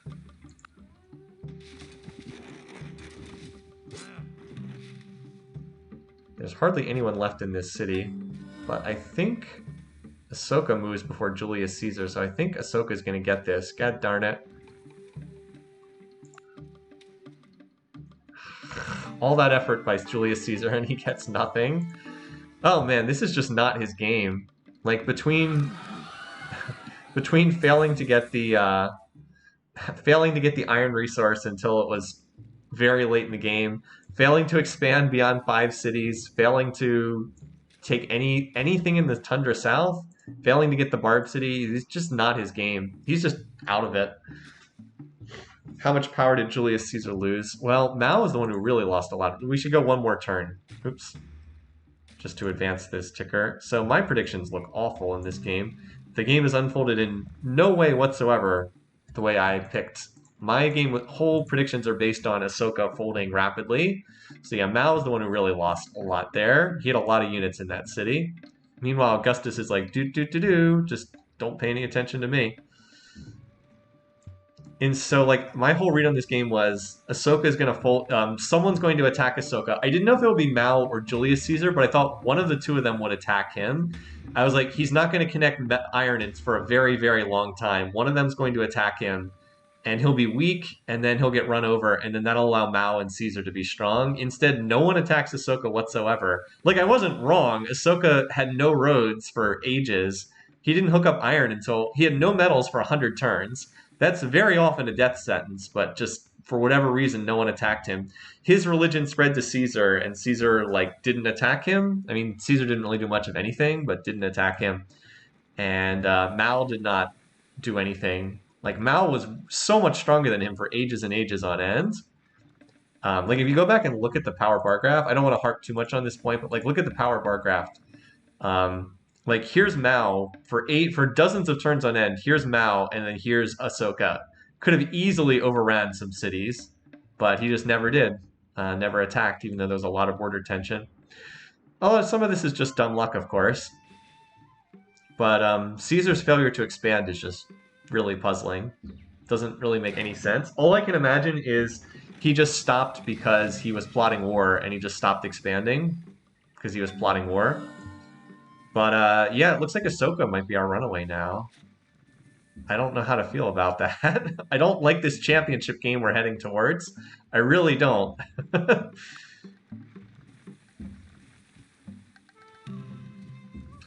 But yeah, when you have a like three-way dog pile against you, there's not much any leader can do, as we saw from Pakal in the last game. Obviously, it was also really terrible that Caesar and Mao are my picks, and they ended up fighting each other. Is Augustus plotting, by the way? Good question. Doesn't look like it. He's been super peaceful this game. He's just been building wonders the whole time. I don't even know where the Roman army went. It's like there was a Roman force here. Instead, it's just all Ahsoka now. Who obviously has catapults because he has elephants, but I haven't seen too many of them. Yeah, I don't know what... I just keep trying to figure out what Red Rome is doing. Here they are over here. I was pretty unlucky that he didn't manage to get that city at least, but did not. So Mao has picked up longbows at feudalism, but that will only slow down what's going on here, not actually stop it. Even if Julius Caesar captures some cities here, it's not going to matter because Augustus finished the statue of Zeus. Because Ahsoka's culture is so dominant that he'll just swallow up any of the Chinese cities that get captured. Suryavarman has a better chance to get actual spoils from the fighting because he can actually take like cities over here. Should probably be trying to snipe these cities over here. Instead, he's like going straight into the core. I don't think swords are going to do very well against longbows, not without catapults. I don't think city garrison 3 longbow. What? How many wonders is this guy building? He sure likes his wonders. Now he's about to finish Great Library too. Man, does this guy like his wonders. Hold on.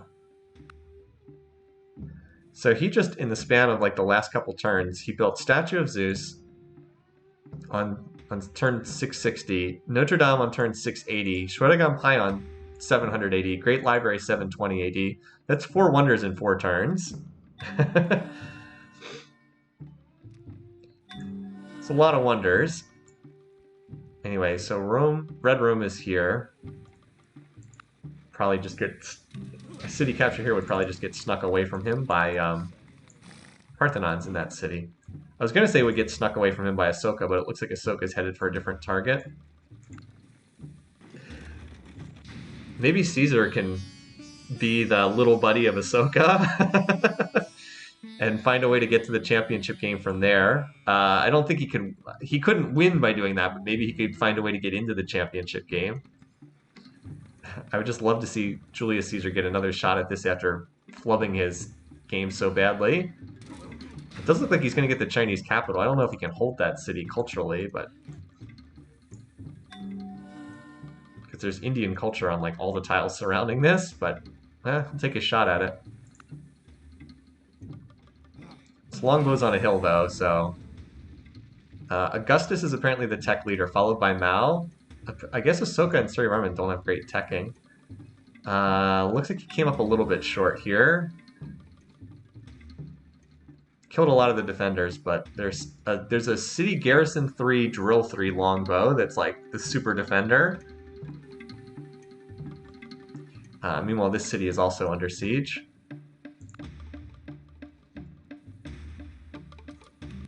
My picks were right, but in the wrong order. Mao first to die, Ahsoka to win, Julius Caesar second. That would be funny. That would also score 0 points, but... So over here, Suryavarman still does not appear to have catapults in his stack, so he's just tossing units away and promoting the defenders. Ahsoka attacked this city, or has not actually attacked at that spot yet. It's just sieging it up. Oh, wow, actually did manage to take that city, just barely. Well, that does get Caesar something. He's got a sixth city, city number 6, you guys, with the Parthenon in it. Gonna be hard to connect that to the rest of his territory, but it's something. He actually has something to call his own now. Pulls him ahead of Suryavarman and the dying Mao. When your 6th city is capturing a capital, yeah, seriously.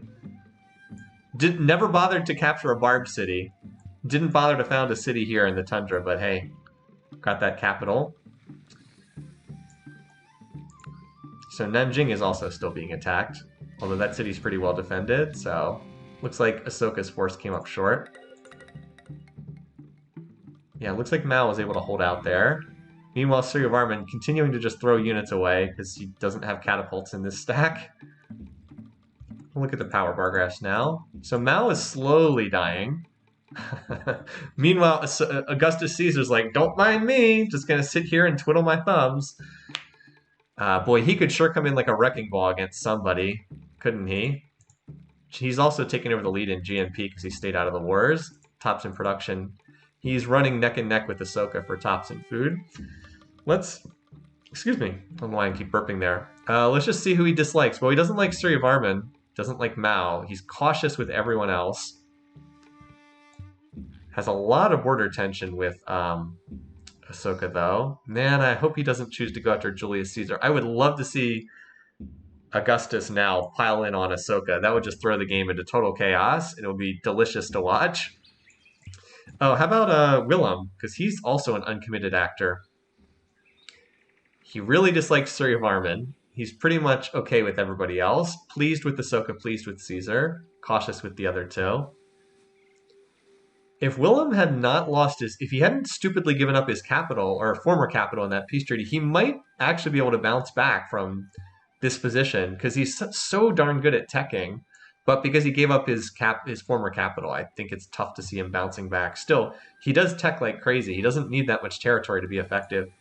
This game's still pretty open to a lot of different people winning. I think Mao is, aside from Mao dying, I think a lot of the other leaders do still have some kind of a chance to do something. Like, if Augustus were to get in a long, unproductive war with Ahsoka, we might... He's not plotting war right now, so that's not an option. But if he were, it would certainly open up the game. All right, we have enough on our hands from Willem. Means he's plotting to get this capital city back. He's going to go after Suryavarman again. We also might end up with a lot of wars in this game, because I think the war counter is going to end up ticking up fairly high. Suryavarman, you need to get some catapults, buddy. But yeah, Willem looks like he's preparing to go back to war. I mean, it could be with whoever, but it sure feels like Suryavarman's most likely. Tech tree and beakers per turn. Yeah, we can look at beakers real quick. Suryavarman's right around 100. Ahsoka 207. Willem 151. Julius Caesar 133. Augustus 172. Although Augustus is running some gold right now, so he's presumably doing some upgrades. Mao's down to just 70, which is not looking good there. I don't want to look at the tech trees at just this moment because it takes a little bit longer, but we can take a look at them at some point. Yeah, so this... Oh wait, is there actually a catapult in here? Oh, there's finally a catapult here! Hallelujah. It looks like Ahsoka's about to take this city soon, too. Julius Caesar's building more, is cranking out more units.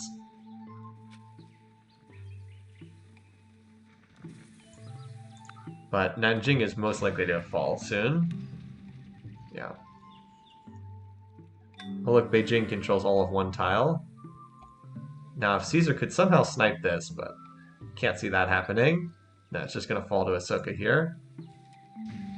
Or is it? Ahsoka pulled back for some reason. Ahsoka...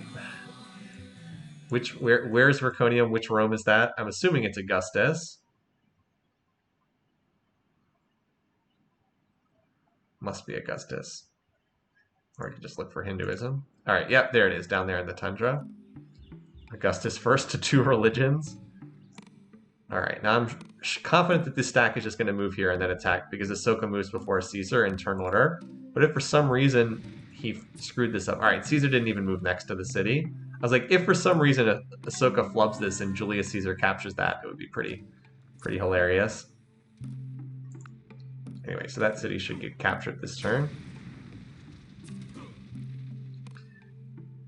There is a chance to maybe snipe this city, though. As Mao continues slowly dying. Alright, anyway, Willem's force is stacking up over here. So... sure looks like it's going to head back and hit Amsterdam any turn now. Yeah, Suryavarman attacked this city. I don't think he killed a whole lot. Is this city on a hill? No, it's not on a hill, but it's got a lot of a lot of strong defenders in there. A lot of City Garrison 3 longbows. I see 2 different City Garrison 3 longbows. Caesar does not have nearly enough units to take that. He has almost no actual attackers. He has 1 Praetorian and 2 horse archers. Meanwhile, this stack is still growing. So Caesar needs more units to take Shanghai. He can try to attack it, but he doesn't have enough attackers. Just waiting for Willem to launch this stack, which is right here at Amsterdam. Oh, there's reinforcements coming in here too.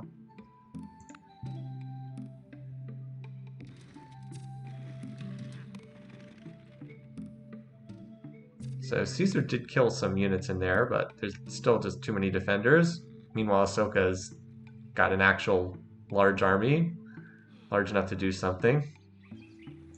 Oh, the stack moved up. Are you ready for the war declaration here at Amsterdam?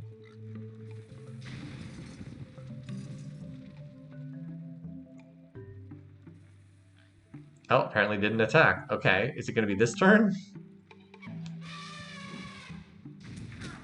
Yep. Hey, there we go. The war over this city continues.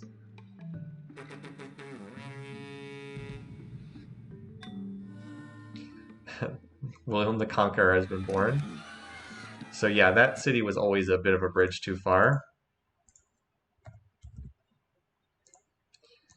Now, if Willem can pick up enough territory here, it's not impossible that he could be a player in this game. Like, if he were to get a decent portion of the Khmer territory, he's not out of this yet, amazingly, despite losing his capital and then giving it away in a peace treaty again. He's actually not out of this yet, especially if there's a lot of fighting between the others. Oh, and I got to tick up the work. Wait, did I increase the work? Are we at 5 or 6 wars, you guys? Do I need to increase it? I can't remember now if I ticked up the war declaration counter or not. 6. Okay. Thank you, guys. Just had like a brain fart and couldn't remember if I had done it. Okay. Thank you. All right. So if you want to look at the power charts, everybody's pretty clustered together except Mao's weak and Augustus is still really strong. And he is still not plotting war with anyone at the moment. All right. Well, there's territory available to be picked up here. Like, as everybody else continues grinding down protective Mao, Willem's got a softer target here, or potentially a softer target. And he's trying to reclaim what's his. These extra cities down in the southern tundra are definitely helping. In particular, he got a source of iron from down here. Like, this is his only source of iron. Without these, he would not be able to build knights when he gets down there. 5 more. Oh, no, people are saying it's actually 5. Okay. Want to get that right? The first couple people in chat said it was 6. Okay, apparently I already had it. All right. Thank you for the clarification. So yeah, the big prize right now seems to be who's going to get this. Oh, and Julius Caesar does seem to be in the driver's seat here. There were a lot more defenders in here, but I guess a lot of them died. I think Caesar is healing and reinforcing right now. Meanwhile, Ahsoka has a much easier conquest up here at Chengdu. Julius Caesar tries to cram out a few more cities up here in the north.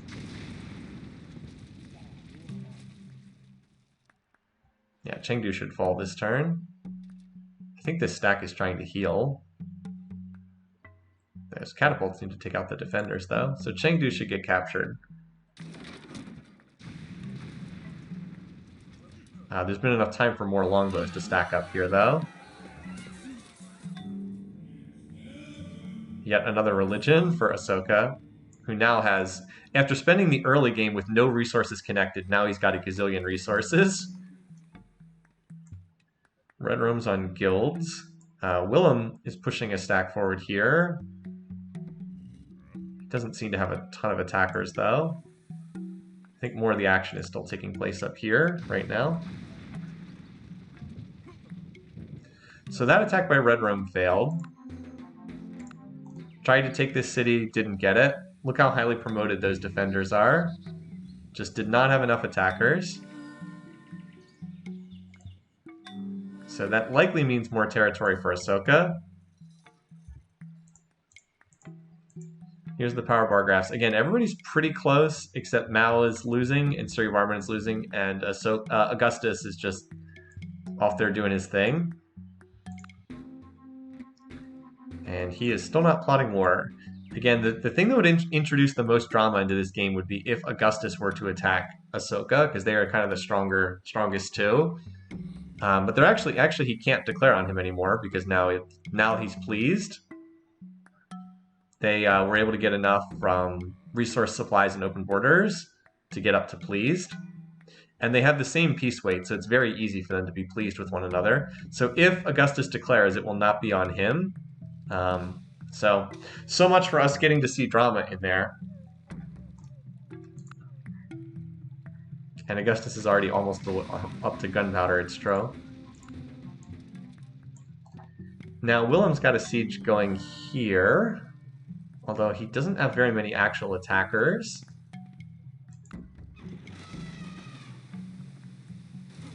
Like, he has catapults, but he doesn't have a lot of units to it. Actually kill things. Ahsoka is meanwhile just grinding on. Julius Caesar seems to be struggling to take this city, which is unfortunate because he really badly needs more cities.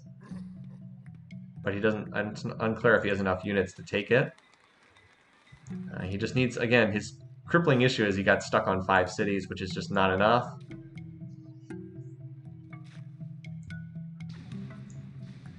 Alright, so the defenses are down. Now can Willem... Well, actually, there's not as many units in there as I thought. Maybe Willem does have this city. Hari Harlaya. Looks like he does have it. Not on this turn, but there's 1 chariot left, so I think he can capture that with the remainder of this army. Now Ahsoka's turned around and headed back for this city, so we're going to have like a coin flip about who grabs this one. But Willem gets this city for sure. Okay, enough with the request. Oh, and Red Rome did end up taking this. That's pretty important for Julius Caesar to have any chance of doing something in this game. Sistine is also significant if Willem decides to go for a cultural victory. Since it provides all that culture for your specialist. Wow, Amsterdam has "We yearn to join the motherland" unhappiness. What? That's weird. Wait, the city nationality is 72% Khmer. Oh, you know what it is? When you give a city away in a peace treaty, it converts completely to the nationality of the civ you give it away to. So as bizarre as it is to see Amsterdam being 72% Khmer, that's the reason why. Yeah, really weird. Also, this is the holy city, so I wonder if Willem flips into this religion now. Julius Caesar definitely lucked out by getting this city. Now he has picked up the Taoist holy city, so there's a chance he could flip into that religion long term. which would be pretty bad for him because no one else practices that religion. The Gift City. Yeah, this means that now Red Rome will actually have some territory in the north, because if this went to India, this city would be culturally crushed and useless. Now with these two, he actually has a chance to get something out of this. Like now Beijing will actually be able to grow. So that was a hugely significant city capture, as opposed to India just grabbing everything, which honestly it probably should have gotten, because Ahsoka had way more units up here. All right.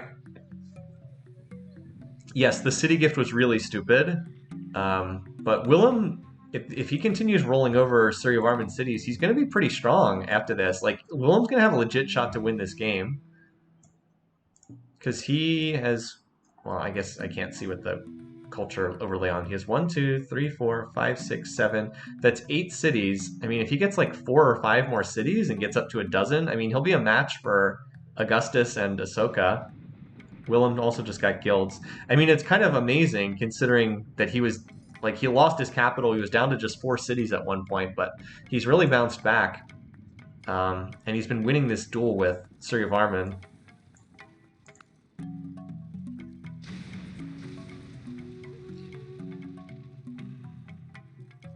So I'm impressed at how Willem's been able to pull this out.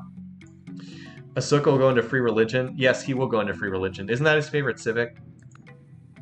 Where is Ahsoka? Yeah, his favorite civic's free religion, so he'll go into that. And then Julius Caesar will cease loving him as much. Although they have racked up a really big mutual military struggle bonus, so maybe not. Actually, Julius Caesar likes everyone except Augustus. That's not a fight he should be picking. So, now we're going to have another potential coin flip over here, which again, you would think Ahsoka is odds-on favorite to win because he's got more units, but we know how these things are not guarantees. I mean, Ahsoka's got a lot of units, and he moves first, so it should go to India. Nope. Wow, okay. Well, Julius Caesar getting back in this a little bit now. All these coin flip city captures. So I think it's 3-3 thus far. Ahsoka picked up this city, Guangzhou, and Nanjing and Chengdu, but Julius Caesar has picked up Beijing, Shanghai, and Xi'an. So now that gets him up to 8 cities. At least he's making progress there. Meanwhile, Willems looks like he's heading for this city next, Angkor Thom. Yeah, Caesar now has 8 cities. 3 of them are capturing Chinese cities halfway around the world. It's true. Now, does he have the mausoleum? I believe that Augustus does have the mausoleum. Because he just triggered a golden age. Yeah, so Augustus got the extended golden age here. He is going to be scary if he ever actually fights someone. Kind of wish I had Julius Caesar for second now, because I think there's a chance he gets second. I don't really see him winning the game, but I think he's got a shot at second. Like riding Ahsoka's coattails. So there's a siege going on here. There are castle walls which slows down the siege, but doesn't stop it. We also have kind of a race between Mao and Suryavarman as far as who's first to die between the two of them. I think Mao is more likely to be the first one out.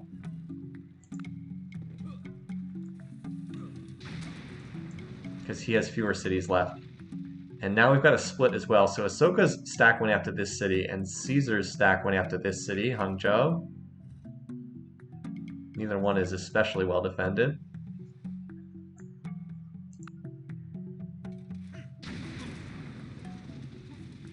So we could have a situation where India gets...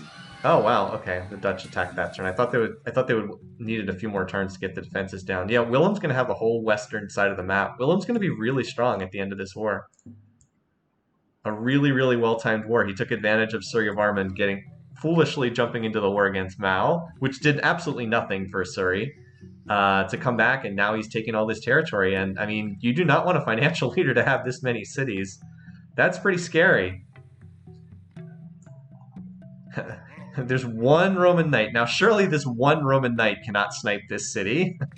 That's not going to happen, right? I mean, come on.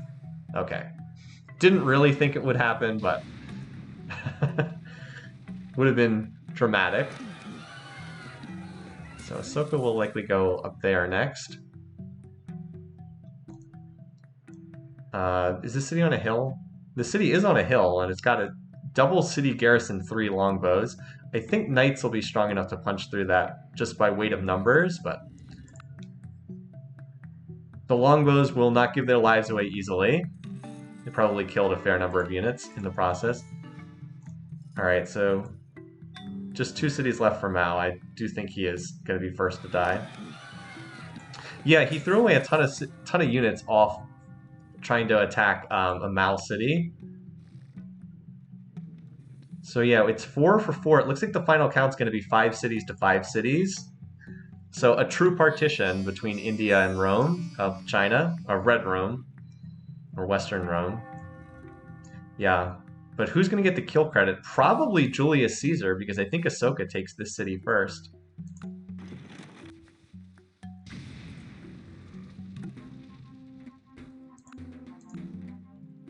Like, this city should fall pretty quickly. I guess we'll see. There's not as many Roman units over there as there are Indian units up here.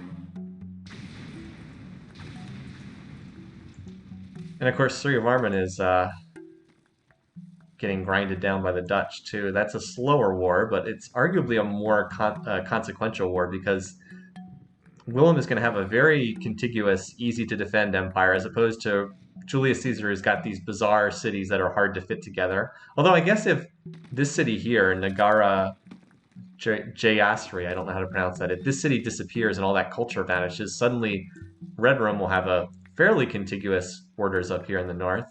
Something that actually looks like actually looks like real territory. Ahsoka, though, certainly made out well. Like, his empire expanded in a very natural way by absorbing these Chinese cities. It's too bad for Caesar he didn't get this city. Then he would actually have his territory connected. Wait, Augustus, did he just build Taj? Yep. Another golden age for him. I was figuring that he probably built it because he had already been on nationalism. And now Julius Caesar is going to get the kill credit, which I think is reasonably fair. I mean, yes, Ahsoka did more, but Caesar did take half the cities. So, all right, so that's our first to die. Ended up being Mao, who not a lot of people had. Definitely, I didn't have Ahsoka as first to die in this one. All right, let's jot that down. I know someone said in chat that 14 people had it as their prediction. Oh, well, Mao's actually sitting in last place already. So he died on turn 195. Playoff 2. Turn 195. And Julius Caesar gets another kill. He has not been super dominant in any of his games, and yet he's still picked up 3 kills this year. The dude is just... he's tough to stop. And he's managed to turn a disastrous early game into something. So for first eliminated, Mao Zedong, as we said, we already said it was 14 people had that. Not a super popular pick, but a couple of you had it. I don't think that was the most likely outcome. Oh, let's go back to Civ4 here. I think if we played this game a bunch of times, that would not be the most likely outcome. But it happened in this game via a 3v1 situation. All right, and now we've got a new situation. Well, we're about to hit turn 200. We'll do a big look at all the graphs and such on turn 200 because we're about to hit that point. We should check now that Caesar and Ahsoka are out of war. So Ahsoka loves, wow, +9 for Brothers and Sisters of the Faith with Willem. Won't attack him, won't attack Caesar.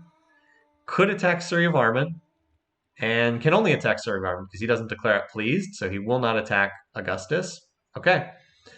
Julius Caesar can attack anyone, but is much more likely to attack Suryavarman or Augustus. He would not be smart to attack Augustus. That would be a mistake. Willem would probably also be a mistake. But he could potentially leech a city, vulture a city off the dying Suryavarman. Suryavarman's only at plus 93. Oh yeah, because we refused to help during wartime. And we got -8 for refusing to help during wartime. Alright, so sorry about that, buddy. The Observer Civ does not take sides. Oh, did I look at that backwards? I may have read the chart backwards. Hold on. No, I wasn't reading that backwards. It's top down. This is how people, like, this is Julius Caesar's pleas towards Ahsoka. No, I didn't have that backwards.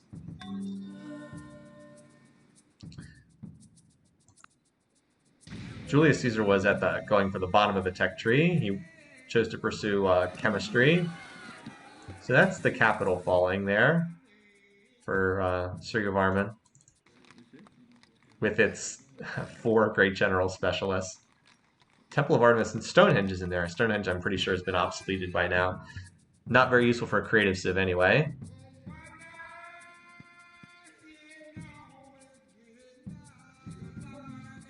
This city, Beijing, should be able to get its first ring tiles back eventually.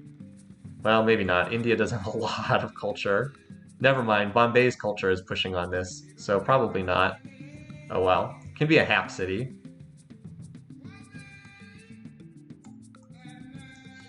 Yeah, Willem definitely ends up with the last laugh in this conflict between the two of them. By the way, I do think that Willem absolutely could have been first to die. Like, he was pretty close to dying. Wait, what? No, why, Julius Caesar? Why? Why did you do that? You just gave Willem another city, man. Oh, boy. Again, this city was going to be captured in like 10 turns, and then you would have been completely fine. Oh, man. Julius Caesar's been really dumb in this game. I don't know what else to say. He's been really dumb in this one.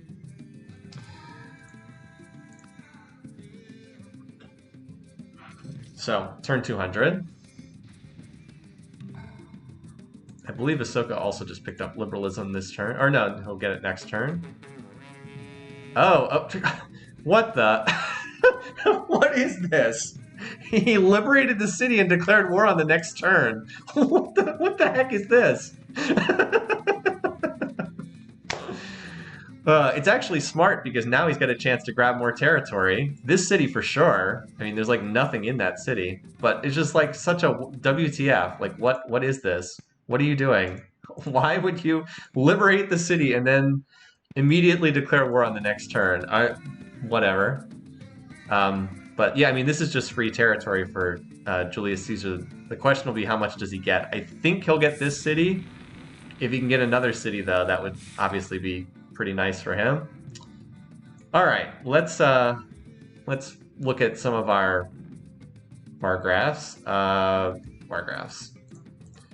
All right, GMP Augustus is still in a golden age. You know, we shouldn't do a beaker count while he's in a golden age. We should wait until his golden age ends. So let's wait a turn or two to look at that. Yeah, he's been in double golden ages here. Food. Oh, look at this. So red Rome is almost equated purple Rome in terms of food, if not some of the other categories. Culture. Oh, Rome detonated a culture bomb somewhere. Which city was that? Hold on. Well, we can just see real quickly. Oh, it did it in Beijing. Well, that was probably smart, just to make sure the city wouldn't flip. Yeah, that's a good use of a culture bomb, honestly, and it kind of locks down this area and makes sure that it kind of makes Shanghai much safer too. So that was kind of smart. Yeah, so I do want to get a check on everybody's research rate, but I just don't want to do it while Augustus is in a golden age. So let's just wait the couple turns until his golden age ends, and then we'll take a look. Julius Caesar is second for most cultured. What? How does he have... Oh, it's the culture bomb. I was like, how does he have more culture than Ahsoka? But it's the culture bomb. That's why. Now, there are no catapults in this stack. So that means that this force will just attack the city without pausing to bombard the defenses, which is honestly probably the right thing to do, because there's not a lot of real defenders in there. The mace, one mace, one crossbow, one longbow, one axe. This is probably enough to overwhelm that. Or you could wait for the well, no, you don't want to wait for the trebuchet to bombard all the defenses down. through like 100 turns. Although I think that might end up happening. Oh, what did he pick? That's a great question. Let's see what he... I'm going to guess astronomy. He did liberal it. He did use it on astronomy. It was Ahsoka, right? Was it Ahsoka or was it Augustus? I think it was Ahsoka, right? Yeah. Congrats on bronze working.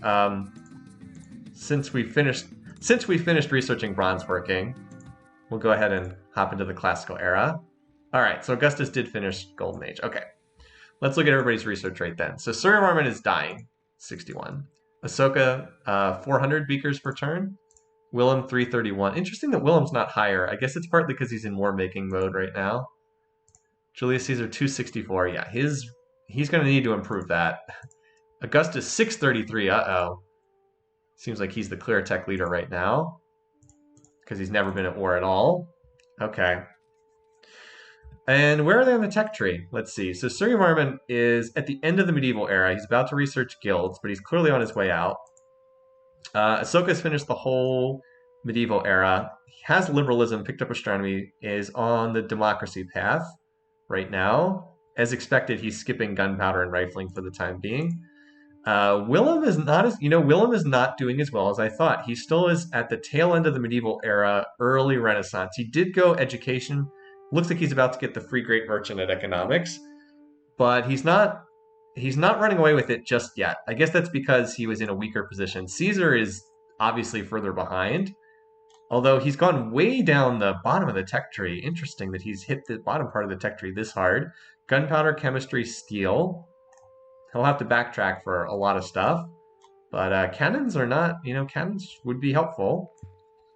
You could sure use them at this city. Oh, there's one longbow with 1 HP left. I hope he's not going to stop and bombard with that trebuchet. Nope, he did not. This is really amazing, the way that Caesar and Willem have gotten back in this game after being almost irrelevant. Like, the two of them have really gotten back in it. I'm legit impressed the way that they've done that. That's very rare to see an AI be in a very weak position and then come back to make something of the game. I didn't check Augustus. Did I miss him? I'm sorry, I didn't mean to. Augustus is, I'd say, fairly comparable to Ahsoka. He did finish democracy, but he doesn't really have much else in the Renaissance. He's got the top of the tree, and that's kind of it. I thought I just checked everybody's research rate. I swear I just checked like 2 minutes ago. But yeah, he's right where he was a couple turns ago, right at 600. He's the tech leader in terms of research right now. We should also just check to see if he's plotting war at all. Oh, he's plotting war. All right, who's this guy going after? Well, he doesn't like Suryavarman. He can't attack Ahsoka. That's not possible. He could be going after Suryavarman. It is possible. Otherwise, his targets are Caesar or Willem. Boy, it would be bad for Julius Caesar if after all this clawing back, he now came under attack from the sleeping giant awakes. Maybe. I would say Julius Caesar's his most likely target, but is not guaranteed. Also, if the attack did come against Julius Caesar, it's possible that Ahsoka could then get pulled into the war. Because like there would definitely be a malice for like, you declared war on our friends. Well, gotta keep an eye on that because he's apparently plotting war. He's got a lot of very large cities. It is possible that he could be, well, it looks like there's units building up over here, but it is possible he could be trying to go after Suryavarman because Suryavarman is still in the game and he doesn't like him very much.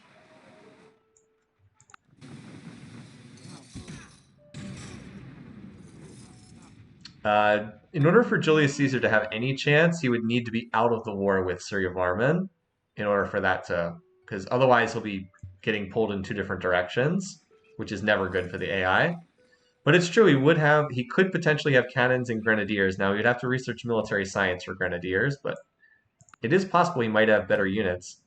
So this city should get captured any turn now. Should fall on the next turn. And then there's only one city left. I would expect both of them to go to the Dutch, but you never know. Because like the Romans are going to walk down there too. Yeah, Rome has managed to acquire a second core in the north. I think Julius Caesar will still be the weakest of these four entities at the end of this. Oh, Ahsoka went free religion. That's big. All right. So, Ahsoka going free religion. Now he is pleased with everyone except Suryavarman. He is no longer friendly with Willem and friendly with Julius Caesar. Julius Caesar's dropped all the way down to cautious now, as opposed to being friendly. Caesar's now friendly with Willem, though. Those two are looking pretty tight with each other. They're both friendly with each other. So those two kind of have an alliance going now. Red Rome and the Dutch are like now kind of on really, really solid terms with each other, thanks in part to this military struggle they picked up, and then also to the shared religion. That said, Willem's favorite civic is also free religion, so expect him to go free religion in the near future, and then they won't be quite so tight with one another. Big purple dot in Ahsoka's land. Where is that? Giant stack in Ahsoka territory. I'm trying to spot it, and I'm not seeing it. Where is it? I'm not seeing the big dot in his territory. I'm sorry, I'll keep an eye out for it. Oh, it's a spy? Okay. It's the spy? Okay. I was like, I don't see a big stack in his territory.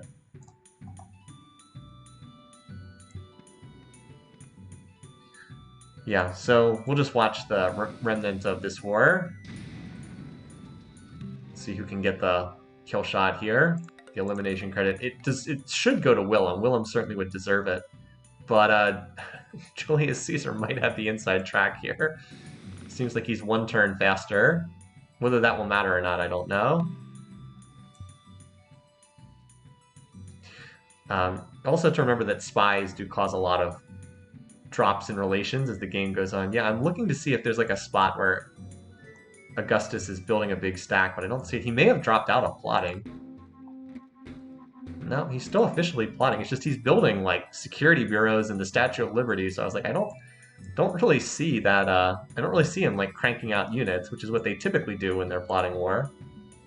Oh no! Better get those galleys back inside the city of Angkor Wat. Is Julius Caesar really going to get another kill here? Now, does he have... Alright, he has trebuchets in this stack, so he's going to stop to hit the defenders, and that will give... That'll just turn this into a coin flip as far as who captures this city. Willem moves first between the two of them, so I think Willem has the edge. All he has to do is just attack. There's hardly any units in this city. It certainly should go to Willem. Alright, Willem moves first, so he 100% should get this. Like, the defenses are down. He's got a gazillion units, so he should get this. And, again, it should go to the Dutch. They did all the heavy lifting in this war. Julius Caesar's taken one city, which was nice because it relieved the cultural pressure on these cities up here, but still. This deserves to be a Dutch city. No. But no, it goes over to Red Rome, of course. How does this keep happening? Now that's pretty unbelievable. Alright, well, Julius Caesar, that son of a gun, he snipes another kill. Man, he's good at fighting. At first, early in the game, everything went against him, and now it's like he's coming up roses. Alright, let's write it in. Gotta record it for posterity. There we go. This is one of those cases where maybe not our scoring system is maybe not 100% accurate, but the way I look at it is, I mean, it's like, if I have to use the League of Legends analogy, it's like everybody's around Baron and somebody gets that smite steal. So, all right, Suryavarman out. I definitely think that there are alternate histories in which he becomes dominant, but it didn't happen in this one. So he's eliminated on turn 213. Play off 2, turn 213. And the kill goes to Julius Caesar. And by the way, with that kill, Caesar, with his 4th kill, now ties Alexander for the Golden Spear Award. And he would get the nod if no one else gets to 4 because he made it further in the tournament.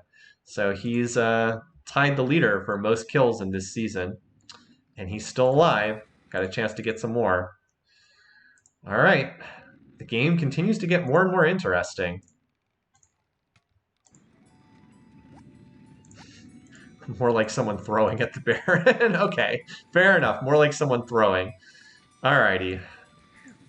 So let's just look again at how close some of these leaders are to rifling. So like Ahsoka is skipping rifling. We know Willem's probably going to skip rifling because that's just what he does. Julius Caesar is also not pushing for rifling. He's printing press, but he's printing press to go scientific method, which is weird. You would think he would be heading for rifling. He's not. Has steel. Does not have military science, though. Augustus, replaceable parts, but not rifling. Although Augustus is going to be only 1 tech away once he finishes this replaceable parts. So, like, obviously, if Augustus goes rifling and then hits somebody, he's going to roll right through them. So keep an eye on his research. Is he still plotting? No, he's canceled it. He's not plotting war anymore. So he must have been plotting against Suryavarman. That must have been his target. So we may have some peaceful turns here. All right, he is not planning to go to war. I wouldn't expect Julius Caesar to be plotting war right now. He just finished a war. And Willem, I wouldn't think so either. No. All right, so we might have some peaceful turns here for a little bit. Yeah, the big winners from this round of wars. I mean, Ahsoka got a little bit stronger. Like, he did get a little bit stronger. He captured these cities up here in the north. He got, what, 5 cities? Julius Caesar got much stronger, and Willem got ridiculously stronger. Like, Willem is now one of the giants. It's going to take him a little while to integrate this territory, but he gained a lot. I mean, he was at 5 cities before, right? How many did he have? Because he didn't have Amsterdam. He had Nijmegen, so he had 1, 2, 3, 4. He had 5 cities before this, and now he has 1, 2, 3, 4, 5, 6, 7, 8, 9, 10, 11. I mean, he like doubled his territory. I know Willem's last in score, but remember, score is a lagging indicator. He doesn't have any land points for some of these cities yet. He will be, he'll be close to Ahsoka once he gets his land points. And he also, again, when you capture cities, they're smaller in size. Like, look, this city's only size 6, but it can grow up to about size 12 or so. So, like I said, score is a bit of a lagging indicator in that regard. Like, similarly, this city will grow a few more population points, etc. Like, this city's only size 7. This can easily be up to, like, size 12 or 13. So, just take my word for it. I know he's last in score now, but he's not going to stay there. Trust me. I still don't think Caesar has a realistic way of winning this game, but at least Red Rome is no longer an impossible chance. I think it's relatively open at the moment between these leaders. I think all of them, except maybe Julius Caesar, have a shot at this. And even Julius Caesar's not totally out of it. His win condition is probably to get to rifling first and then hit someone with rifles when they don't have them. But with him going to scientific method, that's probably not in the cards. Ahsoka's pleased with everyone. He won't declare war at the moment. Willem will not declare on Caesar, but he could declare on either of the other two. Augustus would be most likely. Augustus won't declare on Ahsoka, but he could pick either of the other two. Julius can hit anyone, but Augustus is most likely. So our biggest vector for future conflict is probably a Roman civil war. That seems to be the most likely conflict that we would see. But it's certainly not inevitable. And no one's plotting war at the moment. We should also take a quick look at the beaker count. So Ahsoka, he's managed to get up to... Well, he's actually burning gold at a deficit right now. Did he pick up fail gold or something? He must have... Maybe he cashed in a great merchant. But yeah, he's running at... Probably cashed in a great merchant somewhere. He's running at 900 beakers right now. Willem's at 487. I thought Willem would be doing a little better. I know he's still running the espionage slider, but... Not doing great. Caesar's at 418. He's also not looking as great. I mean, Ahsoka's pretty far ahead. And Augustus is at 640. Julius Caesar and Willem will both go up over time as they get more out of these cities. But it's pretty clear that Red Rome's research capacity is weaker than some of these other leaders. It seems pretty clear. Although I do think he is going to be, he may win the race to, he's going to be first to scientific method for whatever that's worth. I don't think that's where Julius Caesar should be going. Oh, Willem was in a golden age. Okay. So his research is actually not that great. Actually, his research is not that impressive. He needs to, I'm surprised he's not doing better, considering that he's financial and like he's got cottages and such to work.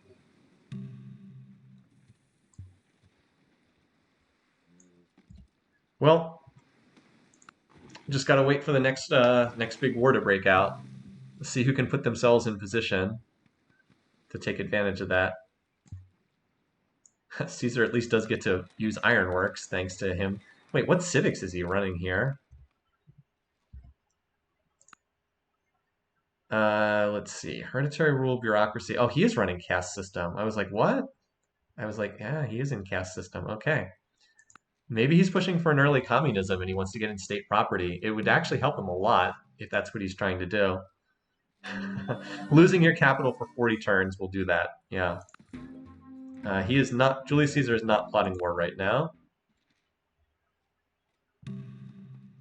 Sullla finally backtracking for guilds. Yeah, we seem to be in a peaceful lull in the game right now.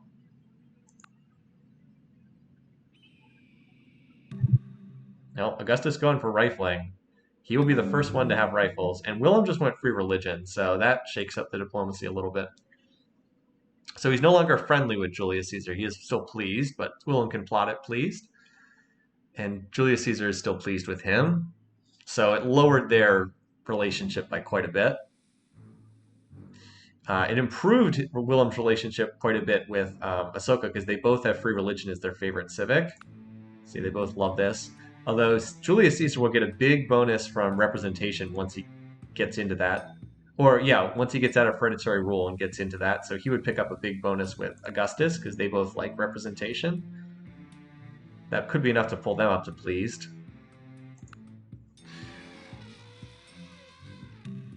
Needless to say, though, if Augustus chooses to go after someone else, with him having rifles and no one else having rifles, he would run over them pretty quickly. It would be pretty funny if Rome and Rome teamed up. I agree. The reason why I'm pessimistic about Red Rome is I just don't see how Red Rome wins the game. Like, I don't see any realistic way that Julius Caesar ends up being the research leader. His traits are just not good enough, and some of these other leaders are already, like, they have better traits and they're ahead in tech. And I don't really see how he wins militarily because he's going to be behind in military tech. So barring some miracle, I don't see how he wins, but I do think Julius Caesar can come in second. Well, there is one way. He beelines rifling and he hits someone who doesn't have rifles and then takes their cities. So this is probably his best shot to win. Get to rifles, hit someone who doesn't have rifles, which would probably have to be... Well, unfortunately, the one he likes the least is the person who would have rifles too. But like I said, that's the only real way I see him winning. I don't see him having much of a shot otherwise. But yeah, I mean, hit Ahsoka, take over Ahsoka's territory, try to win by domination somehow. It doesn't feel very likely, does it?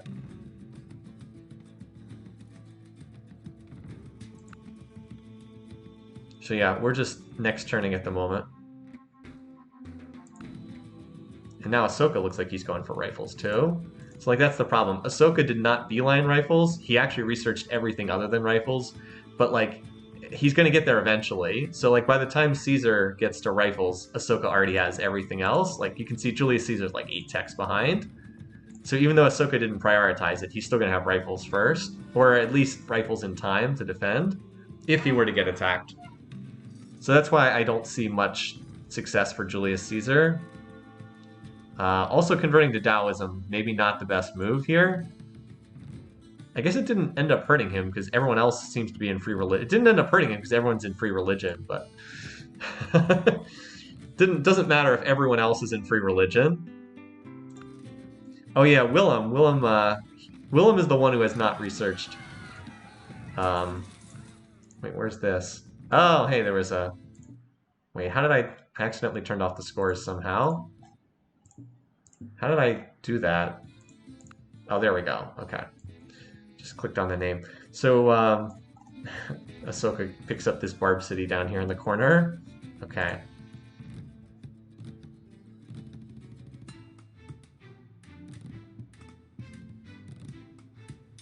This is a long inner turn. Did someone attack someone?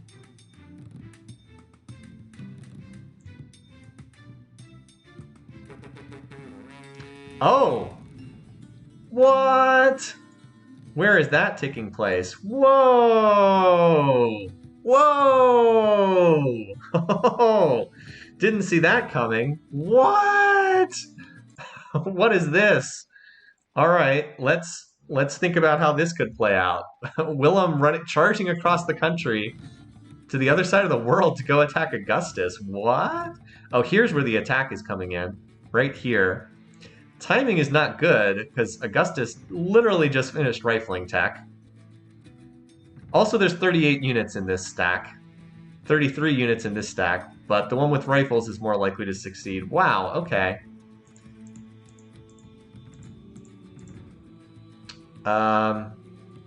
So yeah, Augustus is actually ahead in power, but now the question is, does Julius Caesar get involved? Because he is cautious and he does like Willem. Well, we'll have to see if he starts plotting, because Julius Caesar's only 4 turns from rifling. I think Augustus is in the process of upgrading. So Augustus is currently upgrading units to rifles. This war has no shot to succeed from Willem. No shot at all to succeed. But if he can pull in an ally, I mean, and it's not Ahsoka. Ahsoka's pleased with everyone, so just ignore Ahsoka. He's just going to sit in his corner building culture. But Julius Caesar absolutely could get involved in this. Interesting times. So maybe there is a way for Julius Caesar to do something. That attack did not go very well, as you probably would have expected with knights attacking rifles. Or Julius could declare on Willem. That's also possible, but he likes Willem more.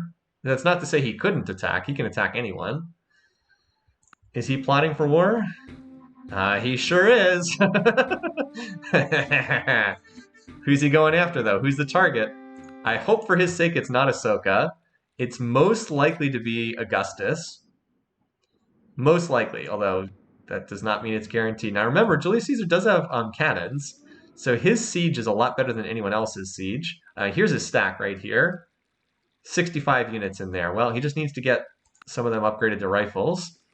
Of course, he could be going for Willem. I mean, he would run over Willem very quickly if he went after Willem, because Willem does not have rifles. No, Ahsoka cannot. So Ahsoka will not declare war when he's pleased. And do you see how these are little blue numbers? That means he's pleased with each of them. Ahsoka cannot declare war on anyone. Augustus cannot declare war at pleased either, but he's already in a war, so that's not going to matter. Julius Caesar can plot war at pleased. Willem can plot war at pleased. So Julius can attack anyone. It's just he's more likely to attack Augustus, but not guaranteed. He absolutely could go after Willem too. Or he could go after Ahsoka, although Ahsoka would be a very poor choice from him, because he has an easy 2v1 here against either of his neighbors. If he attacks Ahsoka, that would be throwing away his game. But yeah, I mean, I think the smarter call would be to take out Augustus, because Augustus is more of a threat.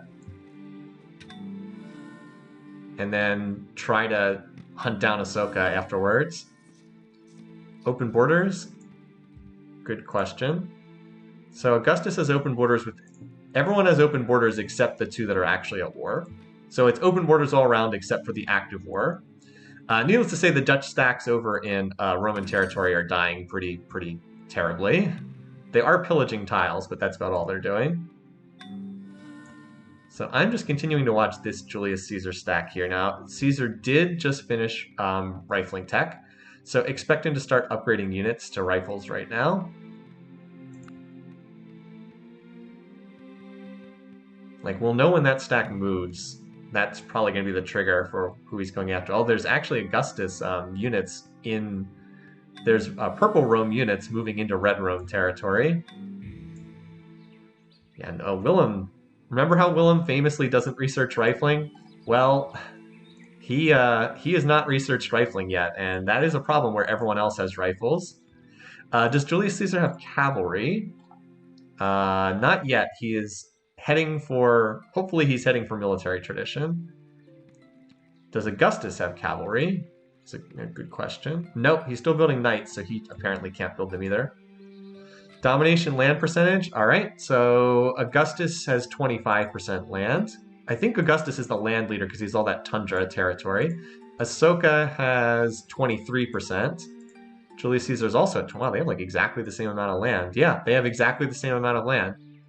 And Willem has, wait, are they all at 23%? They're all very close, so it's a pretty even split. Oh, Augustus is researching military tradition right now, of course. So of course he can't build cavalry. All right, so here's the purple Rome stack. Red Rome is still apparently upgrading. 68 units in that stack now. If you're curious about power, yeah, Red Rome is taking off in power. Oh, looks like Ahsoka has been upgrading too. Now, he can't declare war, so we don't have to worry about that. Oops. Yeah, Ahsoka still can't declare war, so it's kind of irrelevant as far as that's concerned.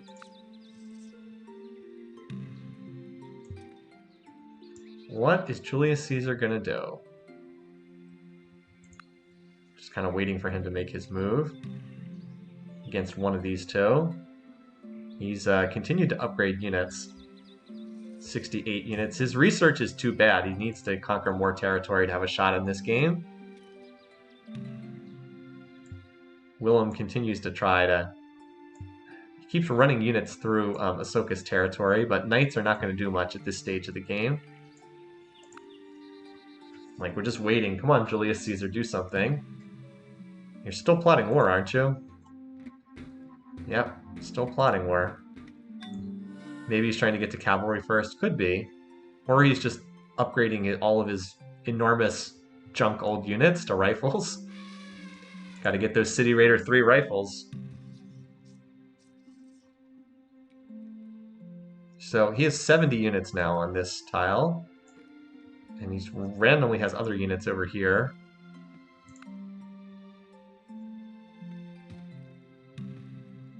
So Augustus now has units over in Willem's territory. Like there's a little stack over here. It's hard to know sometimes in these big, large fronts where people are fighting. So yeah, here comes the Purple Rome stack heading for Utrecht. Some of these cities would be swallowed up by Red Rome's culture if they were captured, but I think Utrecht is far enough back that it would be fine. Yeah, there's not even any Red Rome culture on that tile.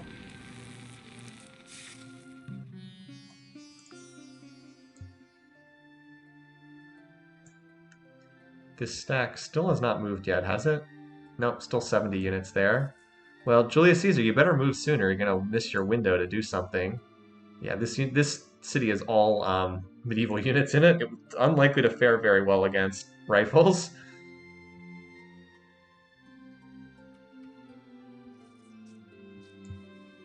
Oh, Julius Caesar just made his move, and it was to attack Augustus. Wow, this is just about perfectly timed. Because Augustus he's got his army over here in Dutch territory, and now he took that moment to come in and slide the knife in. Wow, well timed. Willem takes the brunt of the initial attack, and then in comes Julius Caesar, sliding in there. All right, well, he's going to have his shot here. It is same level of tech for both of them. Like, they will both have rifles and calves, but I think that Augustus actually did lose a fair amount of power. Yeah, he did lose some power. And remember, Willem's still in this war, so the Dutch are still going to be throwing units around too. Yep, Julius Caesar just got his stab off. Ahsoka is still pleased with everyone. So the question, though, is Can Julius Caesar conquer enough territory to get rid of Augustus and then have enough time to turn and take out Ahsoka before the game comes to an end? That's his win condition. We'll see if he can pull it off. All right. Well, this is the conflict we wanted to see. So wait, he still doesn't have. Did he finish military tradition? I don't think he did. No, Caesar does not have military tradition, and that's a problem because he's still gonna have knights, whereas Augustus does have calves. Augustus is definitely ahead in tech. Although he does, the only thing he has is he's quite a bit ahead in tech.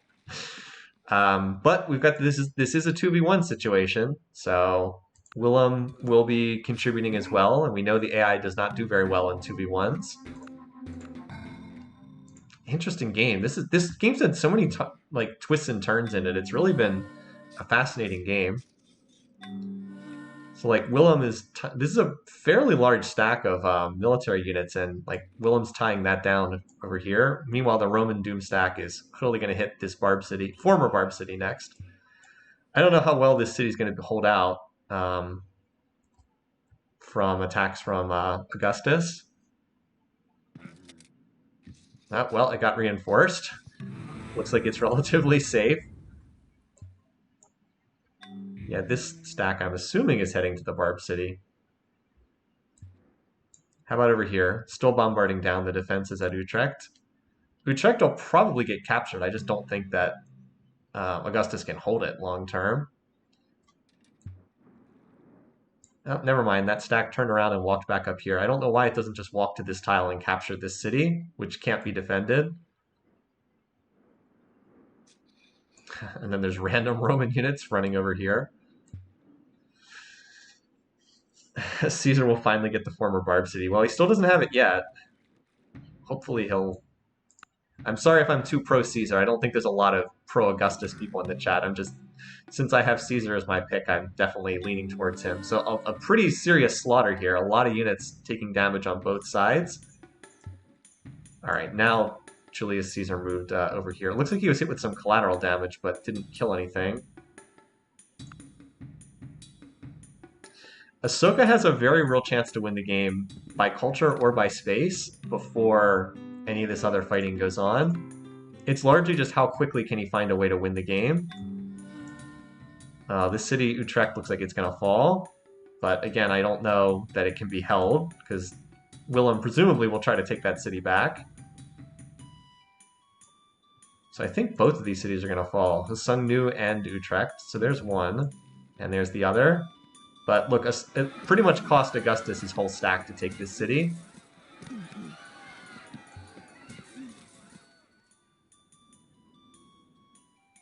Also, Julius Caesar does need to get into emancipation. He's suffering 5 unhappiness in every city. He needs to get the statue of Zeus as well, which I believe is in one of the cities. Not this one, but I believe that statue of Zeus is held by... Maybe I could be wrong. By Augustus. Yeah, it is in... Statue of Zeus is in one of Augustus's cities. I was trying to see if it was located on the little interface, but it's not. Is it in here? No, but Statue of Liberty's here. Oh my. Like, this is Statue of Liberty. This is a hugely important wonder. If Julius Caesar takes that, he's kind of in business. Free specialist in every city. Then it's probably in Neapolis, then. Statue of Zeus. Yep, alright, so Neapolis has Statue of Zeus, so some very, very juicy wonders. If Julius Caesar can take this. So he did finally take that. That bar graph, yeah, we should check advance a turn and take a look at that. But like, after these garbage barbarian cities in the tundra get taken, and it looks like Caesar's headed for another one, like if he can take these out and start taking real cities, like this is a humongously valuable prize over here. Alright, power. I mean, it's definitely... I'd have to say that Red Rome is getting the better of this thus far. Augustus took a pretty big hit to his power. And now the units in this city will almost certainly die as well, because they have no escape. Like, where are they going to go? They're completely surrounded by enemy culture. Both orange and red borders are hostile to them. Like, so they'll just hold up there and try to defend, but I feel like Willem will sooner or later put a stack together to retake that. So yeah, at the moment, this is kind of the stack to follow. There's only one cannon here, so hopefully it won't waste a lot of turns bombarding, but I guess they're going to. So Willem signed peace. That city apparently stays in purple Roman hands. So it is now just down to just a 1v1. Oh, now there's 7 cannons, so now that city's toast. Down to 2%, yeah. And Julius Caesar is now going for cavalry, because he just teched music, which is a prereq for military tradition. All right, so there's another city. I mean, you can see Augustus is starting to lose. Red Rome has quite a bit more territory now. I think, let's just do the city count real quick. All right, 1, 2, 3, 4, 5, 6, 7, 8, 9, 10, 11, 12, 13 against 1, 2, 3, 4, 5, 6, 7, 8, 9, 10. Yeah, it's 13 to 10. Now, some of those are recent conquests. Some of those are low-quality cities, but like Augustus is down to 10 cities left. And a lot of his cities are pretty weak, honestly. There's a lot of tundra, nonsense. As far as cities that are not, are 14 to 10. Okay. Oh yeah, and then there's this city. I missed this city out here. Really needs to get an emancipation because of all that unhappiness. Although Augustus is researching assembly line. Look at that. So that will give him the next generation of military tech. I don't know if that'll be enough to swing this or not. The assembly line's a big deal. Don't be surprised if Willem recommits to this war down the road either, because he's going to want to recapture Utrecht. That is, if Julius Caesar doesn't attack here and gift it over to him. And meanwhile, Ahsoka is still out there teching away. Toward, I mean, he's still got quite a ways to go, but like, he is not in a war, and he won't be in a war. But Ahsoka can lose the game if Caesar like conquers all of Augustus's territory and then turns on him. That's the one way Ahsoka loses. Because Red Rome will be super duper strong if he takes over all of Augustus, including Augustus's amazing wonders. Like some of these wonders, like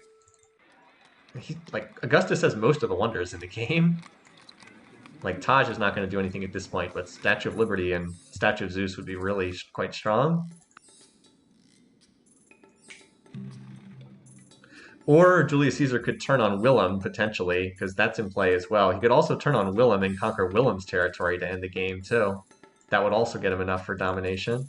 But he's a long way away from that. He still has to beat Augustus first. Like we said, assembly line could swing things, though, because it's a lot harder to take these cities once they have infantry for defenders and then factory production. I thought Julius Caesar was going to pass Augustus Caesar in score, but he has not been doing that. I think it's because a lot of his cities are very small in size. Yeah, I think that's part of the reason why. He needs to get some of these juicy spots over here. All right, so assembly line's going to come in. We'll see if that's enough to swing this war. And where Red Rome's going to go next. I would think Ardea, but the AI doesn't always target very intelligently. So that's what Julius Caesar needed. He needed to get emancipation to get out from that crippling unhappiness penalty. Also, it looks like he's starving his cities now for some reason. Let's see. So, yeah, where is the Red Roman army? Down here. Where is it going next? Like I said, you would think Ardea would be the next spot, but who knows? Looks like this is the next target. Infantry rifles don't do great against infantry, but if you have enough of them, sometimes you can just use quantity to overwhelm quality. Wait, now the stack's here. And collateral damage obviously makes a big difference too. Well, it's a lot of infantry. Nope, gonna continue conquering the useless tundra cities instead of the actually valuable core cities. Oh well. There's one cannon here. Without collateral damage, there's not a realistic chance to take this city. Gonna need to use some cannons. All right, now that there's 7 cannons, this is more realistic. Note that Julius Caesar still has not teched, the tech that gives you military tradition. No, Ahsoka's not close to cultural. His his third city, Delhi, is 8,400. So he's 400 turns away. It's not in play. If he turns on the slider, then he'll have a shot at it. We'd have to see if he turns the slider on. All right, so this city has no cultural defense or no defenses anymore.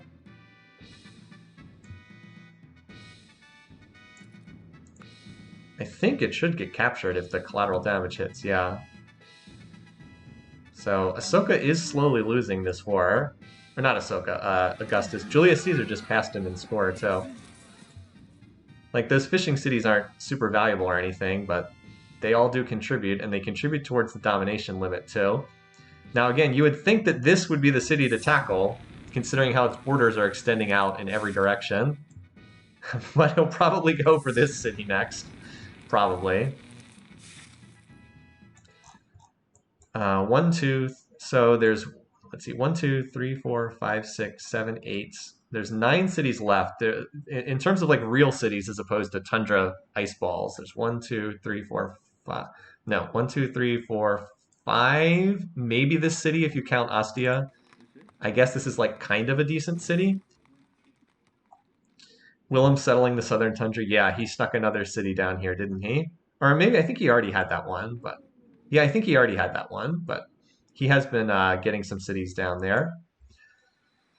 As far as Willem goes, he still cautious. He could declare war on anyone officially.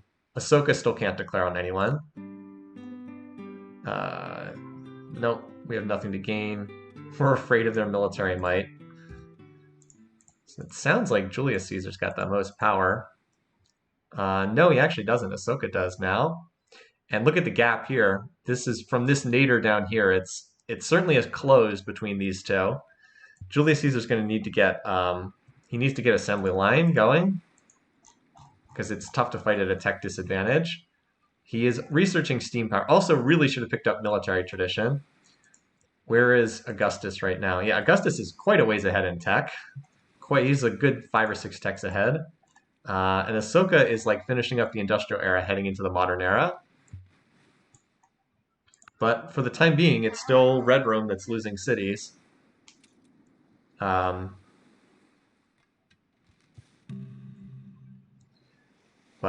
how long Julius Caesar can keep pushing when his units are technologically outdated is more of a question.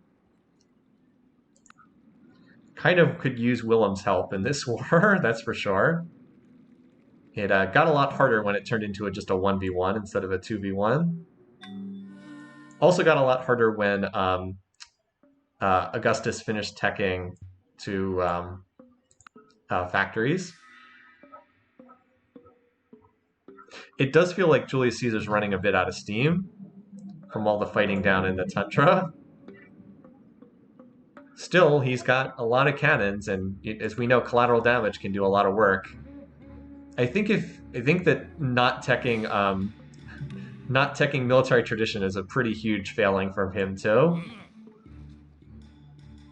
I mean, he hasn't lost any cities though. It's not like Augustus is counterattacking. Augustus is just kind of huddling up in his cities defending. And that gives the attacker a big advantage because you get to hit the defenders with the collateral damage. And once they've been collateraled, it's pretty easy to kill them even with old units. All right, so Willem has gone state property caste system. Well, Caesar is only 1 tech away from assembly line now, although he's diverting to railroad. Boy, his tech rate must be terrible from all this fighting. Ahsoka's at 1,300 beakers. Willem's at 700. 445. Ugh. Augustus 6. Well, this game could get dragged out for a while because no one's research rate is that great. Like 1,300 beakers per turn is not great for someone who's just completely peaceful. So here's the next siege. Again, if Caesar takes out the defenders and then collaterals them, he should be able to keep taking these cities, even with knights and rifles against machine guns and infantry, because the power of collateral damage is really impressive. So, knock the defenses down. Now send in those 7 cannons, and he's not doing this fast, but he is making progress. And he's just about gotten the garbage cities out of the way. Like, he's slowly doing this. Like, this city, the next one up is the Statue of Liberty city. So, that would be nice. Is Caesar running representation? Just out of curiosity. Where is he? No, he's still in hereditary rule. He presumably should get in representation. Although Ahsoka's running universal suffrage, which is kind of bad for research.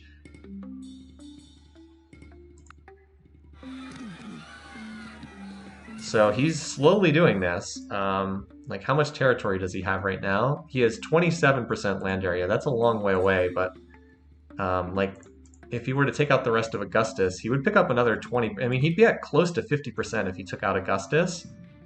And then he would just need to take out one of the other two, Ahsoka or Willem, before Ahsoka can win by spaceship. It's probably not enough time for that to happen, but it's not a 0% chance. I just try to check in on Willem occasionally to see if he's plotting war, and it doesn't look like he is.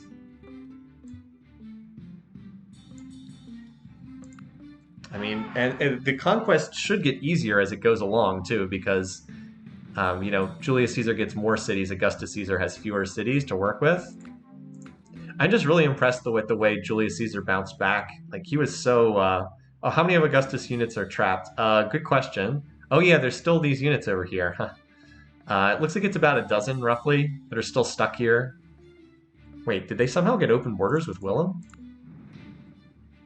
Actually signed open borders with Willem. Because I was seeing this unit outside the territory. I was like, what? But yeah, Willem apparently signed open borders. Okay, buddy. Apparently. But yeah, there's like a dozen units over there, roughly.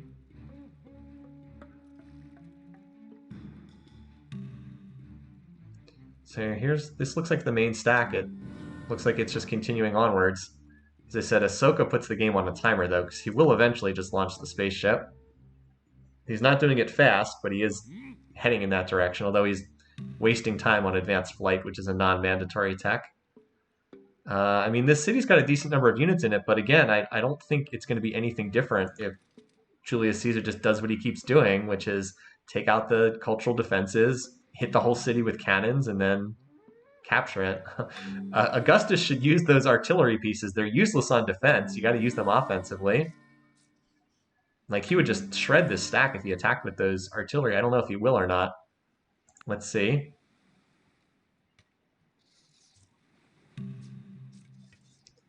It does not appear that he attacked with his artillery. Okay. Well, there's 11 cannons here, so this is really just whoever uses their collateral is going to win the fight. Like, if those artillery hit and then the 11 cavs attack, everything would die. But similarly, if the 11 cannons hit first and then all the rifles and knights go in, even though the tech is much worse, they'll still clean up. So... Oh, it looks like Ahsoka or Augustus actually did what we suggested he do. Looks like he sent in the artillery one turn before Caesar was about to attack, and all the artillery won, and he just killed everything. So that close, but no cigar for Caesar. He was one turn away from doing that. Oh, are artillery immune to collateral? Is that true? I think that sounds right. Is that right? They are immune to collateral. Yeah, you're right. Okay. That's true. Let's see. But I think that was a... Yeah, so that was kind of a bad turn for Julius Caesar. Lost a lot of units. So yeah, his offensive does seem to have stalled a bit here. He's just having trouble getting through the infantry defenders and the machine guns because he's using rifles and knights. He is finally researching military tradition, but as we said, he's struggling here now to get through. His offensive does seem to have stalled out a little bit. He certainly would have done well to hit this city earlier. It's like he almost has made it over the hump, but not quite. Why does he have all cannons up here? It's like, what is this? Just seems like an invitation to lose all those shiny new cannons for no reason at all. Yeah, but the problem is his tech is just awful at this point. Like, he's only research. He's at 90% research, and he's getting 200 beakers per turn. That's so bad. That's really bad. Why is his research so bad? Dude, just run representation. Look at all these specialists. I don't know what he's doing. Yeah, he's running a gazillion specialists this turn for some reason. The AI does this occasionally, and it never makes any sense. Yeah, I don't think he's going to be able to bust through here. Just looks like there's too many defenders here. I think his offensive is stalled out. Willem actually passed him in score, because Willem's been at peace. Yeah, I think his offensive's just stalled out. I mean, Augustus seems to be building units. The arrival of artillery really felt like it made a difference in this. Like, those artillery pieces just really hurt. Oh, look, Willem's finally going for rifling. Finally going for rifling tech. Oh, that means they're in star. Okay, so he was in anarchy. Okay. Thanks for the explanation.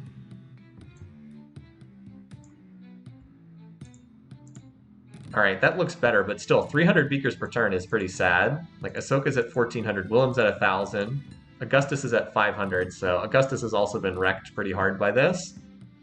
But this city just is not falling. It just seems to be holding out. And Julius Caesar's now going for combustion, which is, again, a mistake. He's researching all these very expensive techs when he should just go assembly line. Like, I know it's more expensive, but combustion will do nothing for him. Whereas assembly line would really help. Like, really, really, really help. He even gets cheap factories by virtue of being organized. But like I said, it definitely feels like the offensive stalled out. And Augustus having superior attack is kind of flip this on its head. It's a bit sad for Caesar because he was just about to hit the really juicy cities and has now come up short. Also, war weariness is killing him. He has 15 unhappy faces thanks to that statue of Zeus. That's the statue of Zeus for you. That's how bad the war weariness can get. It's bad. It's bad. 15 war weariness, or 15 unhappiness. What's the actual amount? Where does it show the war weariness? 91. Why isn't it showing the war weariness? Like, I'm see it when I highlight that side. I don't get it. Maybe I'm highlighting the wrong thing. Caesar should have attacked Willem. Maybe. I think he needed Willem to stay in the war with him. Because, like, the two of them together, I think, could have taken down Augustus with more ease. Continue to wonder if Willem is interested in plotting war. No, not at the moment. Obviously, Ahsoka is still pleased with everyone. So, Willem not interested in fighting just yet. Caesar did pick up cavalry, and that does help. This city is like the rock on which the Roman armies have kept crashing. This is pretty ideal for Willem. I think he's far enough behind Ahsoka, though, that he's not going to catch him in tech. Like, this stack just got hit by artillery, and, like, look what happened to that stack. Now, it'll have a chance to heal, but you get the idea. Every time he tries to move in a stack, it gets hit with the artillery, and then it just gets destroyed. Yeah, like, that whole stack just died. This is getting flipped around. This city's probably going to get captured soon. Artillery has been the entire difference maker. Once artillery showed up, this war was completely different. Because Augustus had been losing city after city, and then suddenly he got artillery, and then all of a sudden every attack just got slaughtered by the incoming units. So yeah, I think that I think that Julius is in a lot of trouble here. I think he should. What would be best for him would be to sign peace at this moment, or trigger a golden age and charge back in. Okay, but he's going to lose these cities that he recently recaptured, or that he's going to lose these cities that he's captured because I don't see how he holds them against artillery. And Augustus has the movement edge. Yes, its first and second move on.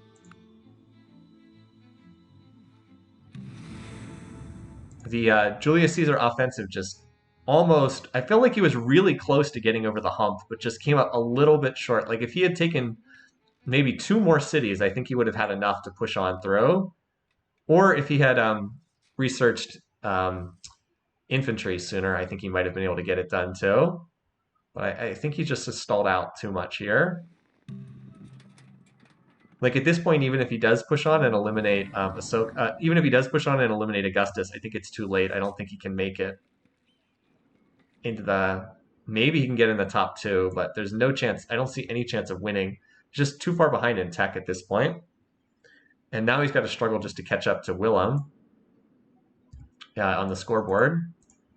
So if you're curious about where the bar graphs look like, Ahsoka's first in GMP. Willem is now taking over the second spot. Red Room's GMP is awful. Production, Ahsoka, although Red Room did just trigger that golden age to get the production boost there. Food, Willem, note that Willem is taking over the food lead because of all the war weariness that Julius Caesar is suffering. Power, Willem is slowly increasing. These two are continuing to match one another. Culture.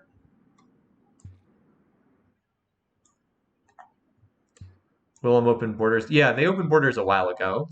Someone pointed that out a while back. I'm still a little surprised Willem hasn't tried to get back at Augustus for that war declaration. Apparently, he's not even mad at the war declaration anymore, though, just +1. There's not a minus for you declared war on us, which is a little surprising, but I guess they patched things up.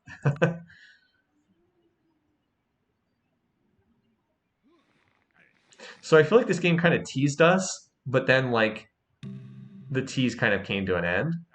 The war was Willem on Augustus. You're right. That's why it wasn't there. It was the other way around. Gotcha.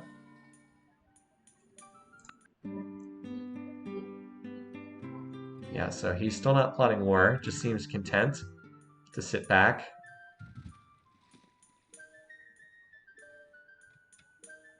But if you're looking at just the spaceship race, Ahsoka's a lot closer to finishing.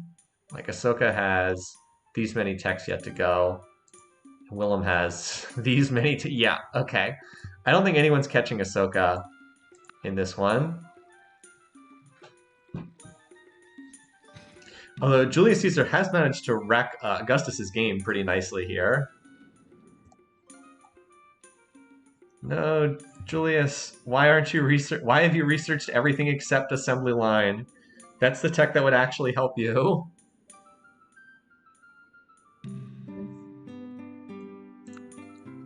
Because like Julius Caesar has the land edge and the production edge, but he does not have the tech edge, and that's kind of those two things are kind of canceling each other out right now.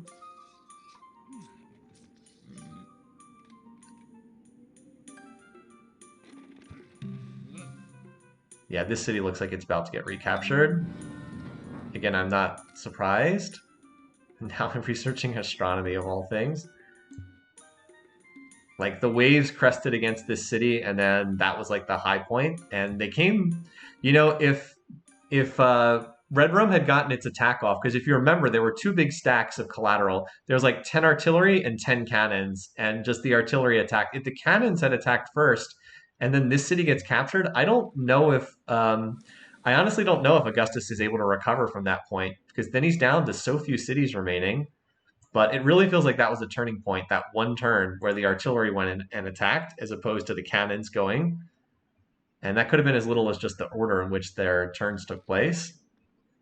Because like this city is holding this turn, but like it's basically done. Once that goes down, this city will go down and the war will be proceeding in reverse. At least until Caesar can get units that match Augustus, which who knows. Again, nope, not anytime soon. He's going for physics. He's had the option to research assembly line for the last 25 turns and refused to do it, which is just sheer foolishness. And at this point, Augustus isn't that far off from tanks. He just needs electricity and industrialism. So the saga of Red Rome is slowly receding back into the night at this point. Gave us a good ride, but has not been able to live up to our hopes.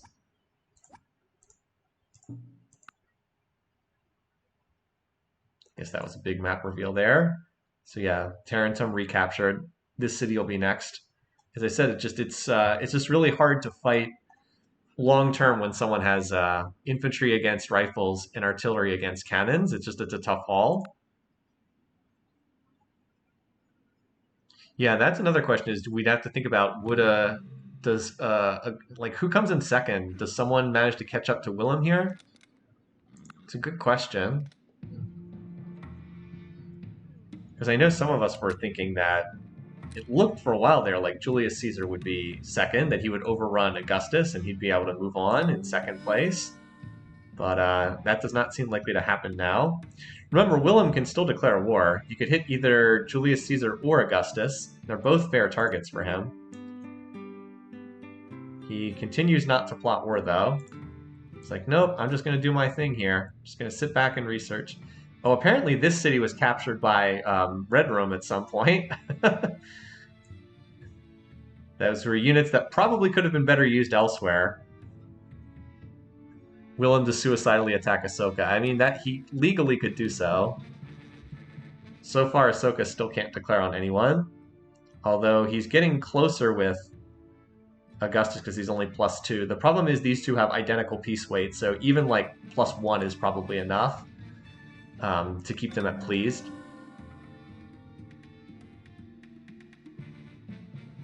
So like Ahsoka is just slowly researching out the rest of the tech tree. He has not shown any indication. Yeah, so there's no surprise there that he liberated that city back. Although it does cost him a few more score points and gives Willem a few more. Like I said, I'm not shocked about that. Oh, hey, look, some paratroopers dropping in to try to take this city against these rifles. Can't say I'm shocked about that.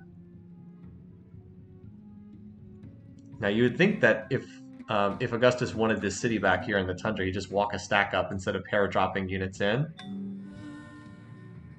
And now this city's on a hill, so it's going to be even harder to capture.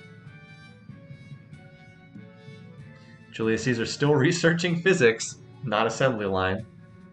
Maybe someday he'll head down there and grab that tech.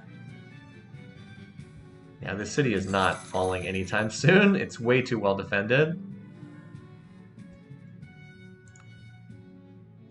So yeah, this game is kind of, like I said, it kind of teased us with like, we've got like this dynamic going on. Can Red Rome conquer Purple Rome and then suddenly turn and try to conquer one of the others? And it just hasn't happened. Like the war just stalled out. And we were teased with an outcome that didn't end up ever materializing. And instead we just kind of have like this war that's dragging out and not really a lot's happening. It's been a stalemate that like Purple Rome is very slowly winning over time. As Caesar continues to research the wrong text. How far is Ahsoka away from launching at this point? He's not. He still has a fair number of texts to go, but let's see, he needs 1, 2, 3, 4, 5, 6, 7. Oh, he still needs 8 more texts. This game's gonna go on a while yet. Well, I wasn't wrong that we're gonna have a late finish, but I should have gone even later.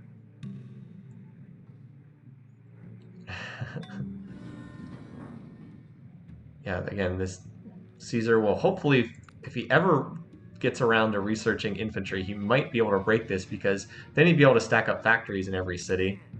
That is, if his war weariness. Oh, hey, they signed peace. He got a city in the peace deal. That is, Augustus should not have given him anything because Rome was absolutely crippled with war weariness. Now, Purple Rome will be able to recover a little bit. This may give him a chance to tech up to infantry and come back again down the road. But things were not going well for Red Rome there. That was kind of a gift to hand that over to him. Those cities were so getting destroyed by war weariness. Augustus throwing away his chance at second. You could make that case. I love the Indian culture here. I don't know why Julius Caesar went universal suffrage. Doesn't feel like that's really the civic that he needed there. See, Willem's on assembly line. Oh, hey, oh, the United Nations. Well, I don't think anyone likes other people enough to vote. I guess Willem would vote for Julius Caesar. I don't think they have enough to win a Diplo victory between them, though. You know, if Julius Caesar had conquered a little bit more territory, maybe he could have, because it's going to be Julius Caesar against Ahsoka. But I don't. But there's not going to be enough votes. Yeah, like if Julius Caesar were to take over all of the population in Ahsoka, so like Ahsoka's got 36%, Julius Caesar, Willem has 29%. Oh no, Julius Caesar is 22%. No, it's going to be Willem against Ahsoka. Never mind, because Julius Caesar's population dropped drastically as a result of that war. Yeah, Willem's going to be the one against. Now, would Julius Caesar vote for him? No, only the other way around.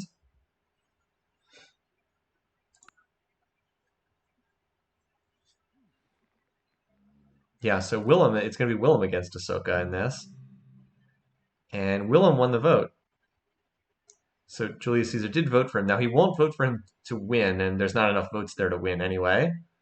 Very close vote. Look at this. It was 306, and on the other side, it was 279. So it's pretty close there.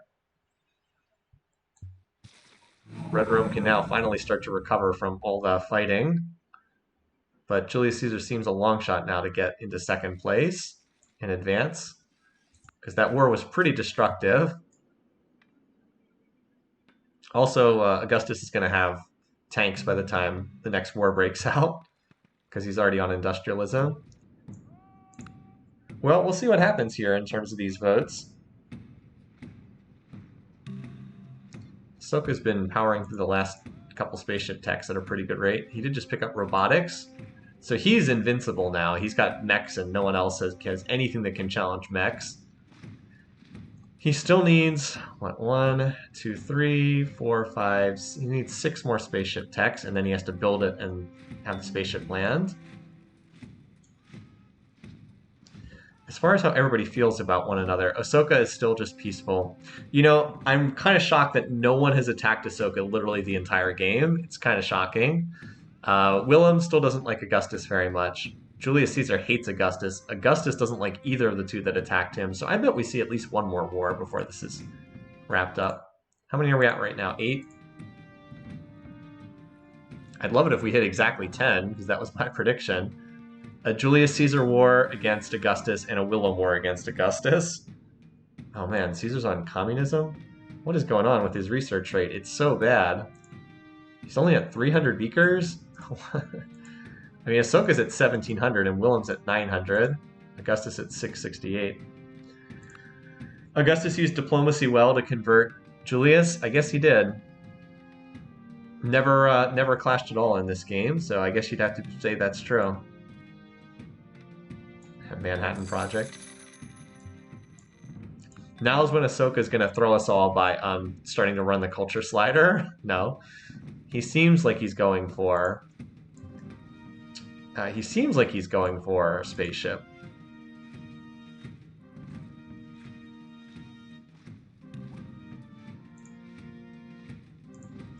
Alright, so emancipation, everybody votes for that. Completes the internet. If you're curious about the power ratings right now, Ahsoka's way ahead and the rest are fairly close together. For Julius Caesar, that's more of quantity. For the others, it's more quality. Maybe Julius Caesar should have been trying to take core cities of his opponents instead of capturing tundra ice balls. Maybe. Yeah, his score will go up a little bit as a result of his cities no longer starving horribly from all that war weariness.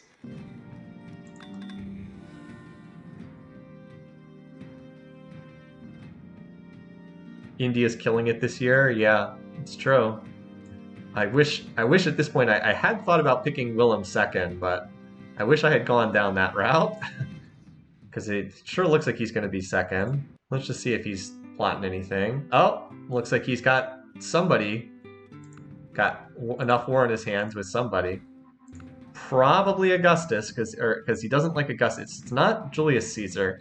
It would be really funny if he was plotting with Ahsoka, but it's probably Augustus Caesar, because he's plotting war with somebody. Now we just need 2 more war declarations.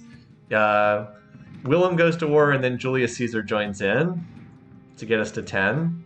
Because if we can get 10 there in a spaceship, I at least get some kind of decent scoring for this game, despite missing on all the big picks. All right, now I'm trying to see where, if Willem's plotting, where is his big stack located? Let's see if we can find it.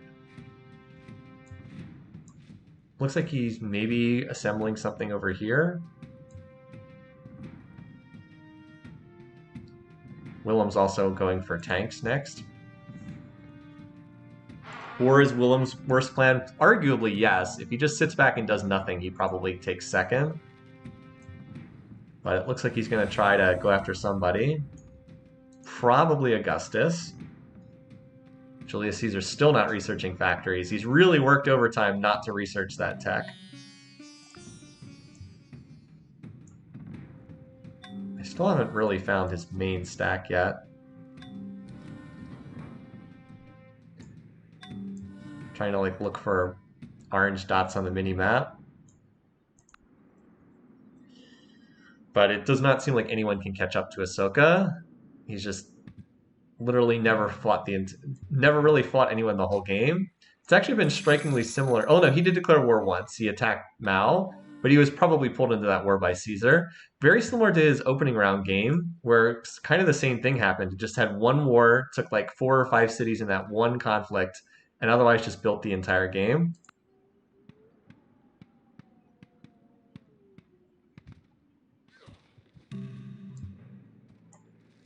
So if Willem's planning to go to war, he probably needs to do it soon, because Ahsoka doesn't have that many more techs he still needs. He's on the last couple. Genetics, he'll finish genetics, and then all he needs is composites. Oh, I forgot you don't have to research refrigeration. I thought that was mandatory, but no. So he only needs superconductors, genetics, and composites, and that's it. And he's just about done with superconductors.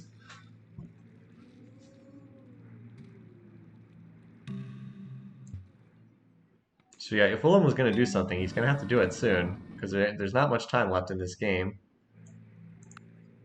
I'm just trying to keep an eye on any like big army moving out. I haven't seen it yet, but it can be hard to see it this late in the game when there's a lot of stuff on the map. So far, the UN has been a big nothing burger, just a bunch of votes for nothing of significance.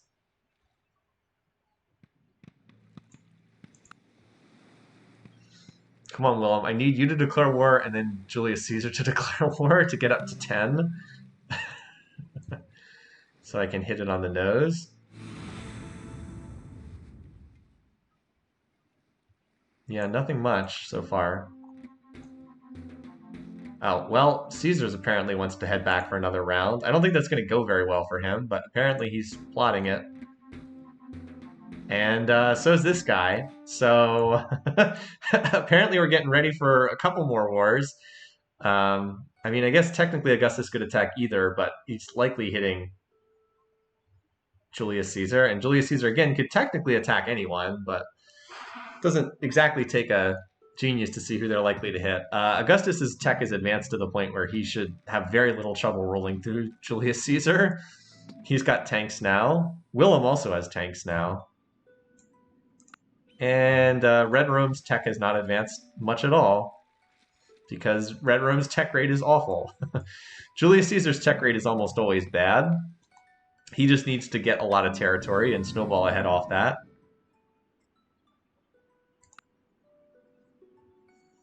So yeah, if a war breaks out, it's probably going to happen over here. Yeah, Julius Caesar has been at war almost the whole game.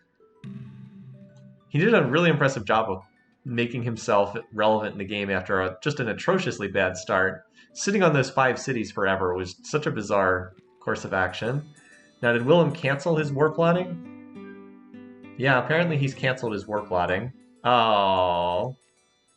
I guess that means we're not going to see 2 wars. We're probably only going to see 1 more. If we even see that 1 war.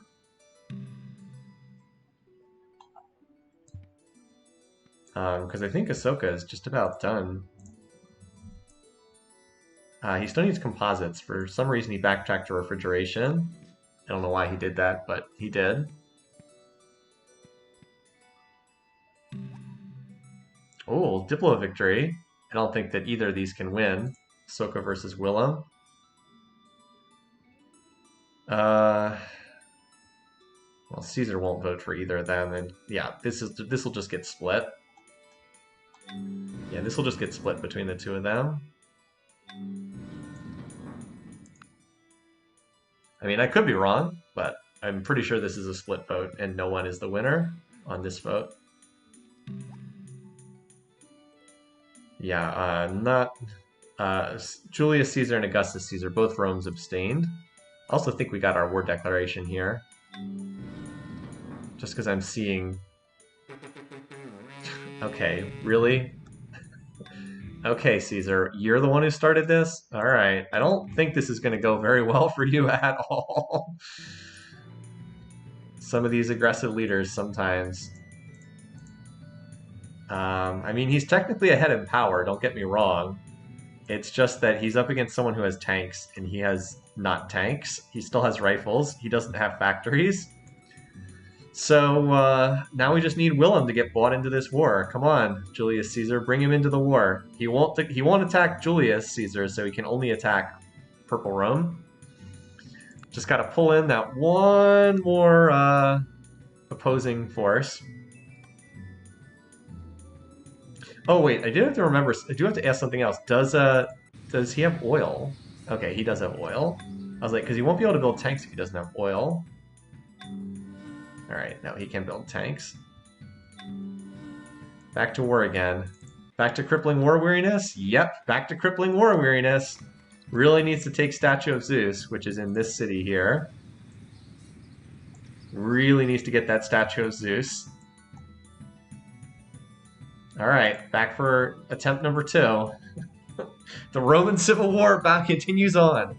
This is reminiscent of like the late days of the Roman Empire when like the empire was collapsing and falling apart, but like they just could not stop fighting civil wars, one against the other.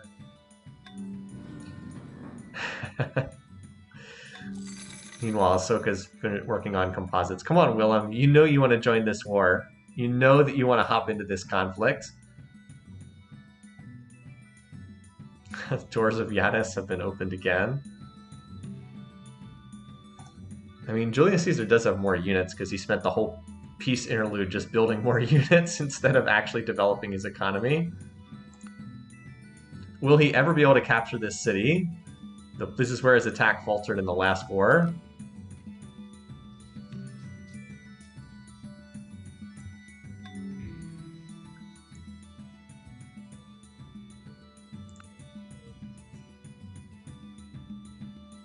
So Ahsoka has now finished all of the spaceship techs. He should be finishing the spaceship any turn now. He just has to build the composites.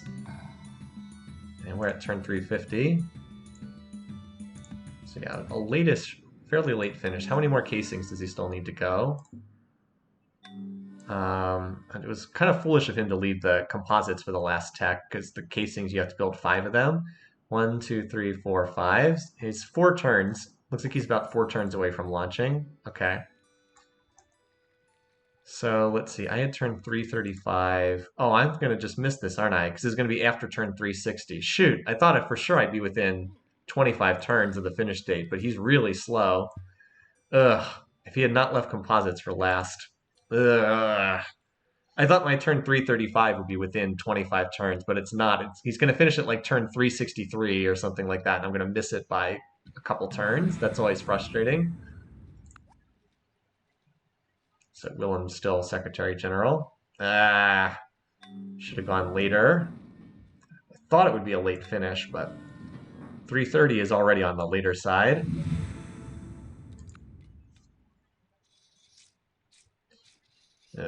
Oh well. So hey, Julius Caesar finally on assembly line. Way too late now though. He needed it like 35 turns ago. So there's 3 casings. So he launches in 2 turns and then finishes on like turn 363, something like that. I don't know where all these units are going. You would think they would just go to this city already, Arretium. Nope. Going for the capital, apparently. Alright.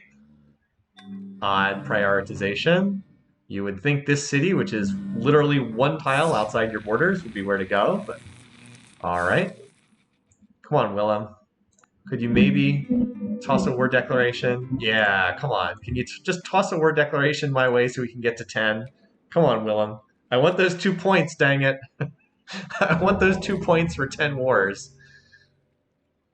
Anyway, so there goes the spaceship.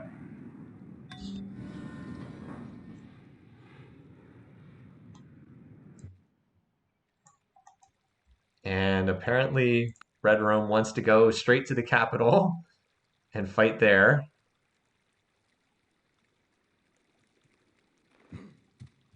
Taking down the defenses. There are 35 cavalry here. That's a lot of cavalry, so I don't know what happened to the artillery that had been having so much success previously against Red Rome.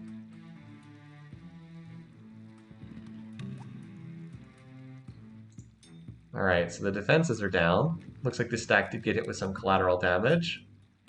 Didn't kill them, though. Alright, come on, Willem.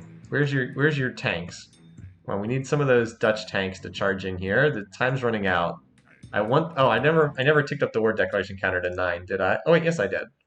Never mind. I know we're at 9 right now.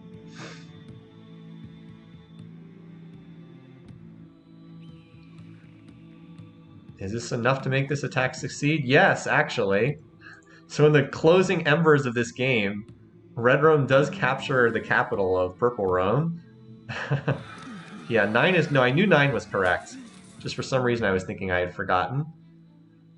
Alright, so everybody went free religion. I don't think that really changes the diplomacy at this stage of the game. No, not really. Now, come on, Willem. Where's your units? I need them to go attack someone. I don't even care who it is. I just need you to get that last war declaration. Anyway, so having tanks, you know, I guess I was wrong. I thought that this war would be worse for Red Rome, but it's actually going better. I mean, not a lot better, but they took the capital over there. Delivering Great Lighthouse, that's obsolete. Colossus, Chichen Itza, Notre Dame. Hey, the Notre Dame is actually useful because the happiness is such a problem for Rome. 21 unhappy faces for war weariness. 21 unhappy faces. That is not going well. So yeah, Rome finally gets their factories, or Red Rome finally gets its factories, but coming in a little bit late. If Willem hadn't lost Amsterdam, I do think he would have had a shot at challenging for the win.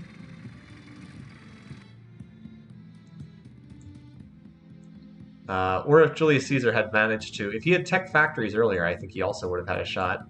Not at winning necessarily, but challenging for second place at least. Statue of Zeus, a well-tested and balanced mechanic. Indeed.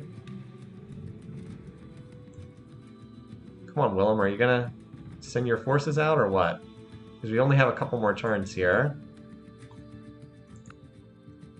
It feels like we spent the last 150 turns of this game watching Red Rome and Purple Rome fight in like the Arctic tundra, and like that was the whole ending to the game that we saw.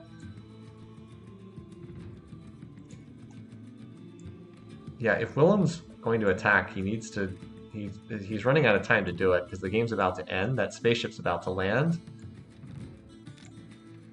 Looks like this is his big stack here, or where he's gathering his stack, at least.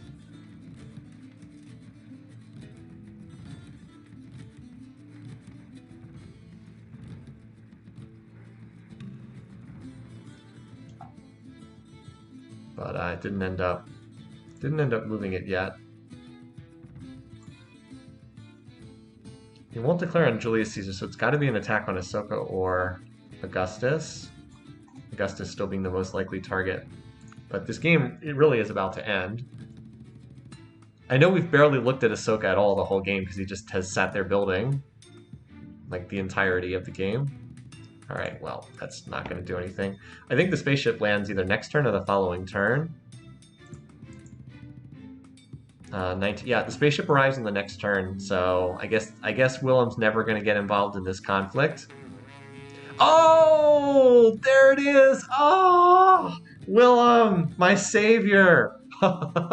There it is, the 10th, the one turn before the finish. Oh, thank you for salvaging 2 points for me. Well, I might have stunk at picking the winner and the first to die, but hey, at least I managed to get 10 wars correct. I'm, I'm so sorry for those of you at 9. Here it is. This is where the stack was. I apparently missed it as it moved through either Red Rome or Indian territory. But yeah, I mean this is it. This stack is not going to get a chance to do anything, unfortunately, because the spaceship's going to arrive on the next turn, and that's going to be that. All right, game over. Ahsoka will be in the championship and have a chance.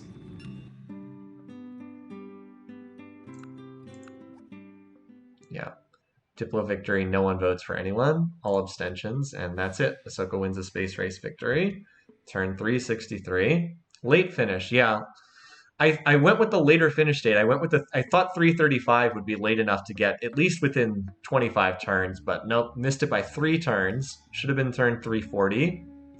I did not think it would be this late, though. All right, I will jot that down then. Another spaceship victory. Turn 363. A pretty late spaceship victory.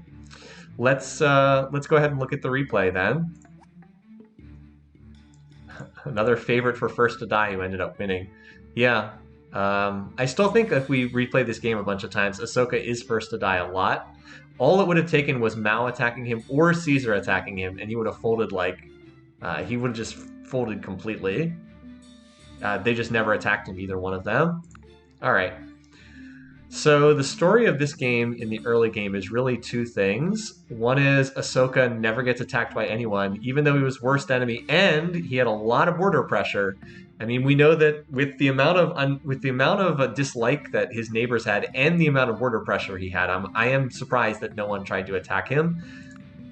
One of the big things was Caesar picking up his religion. I think Caesar would have been much more likely to attack him if he had not picked up the religion. The other big thing was Suryavarman fighting Willem, and that kind of took both of them out of the running for a long period of time.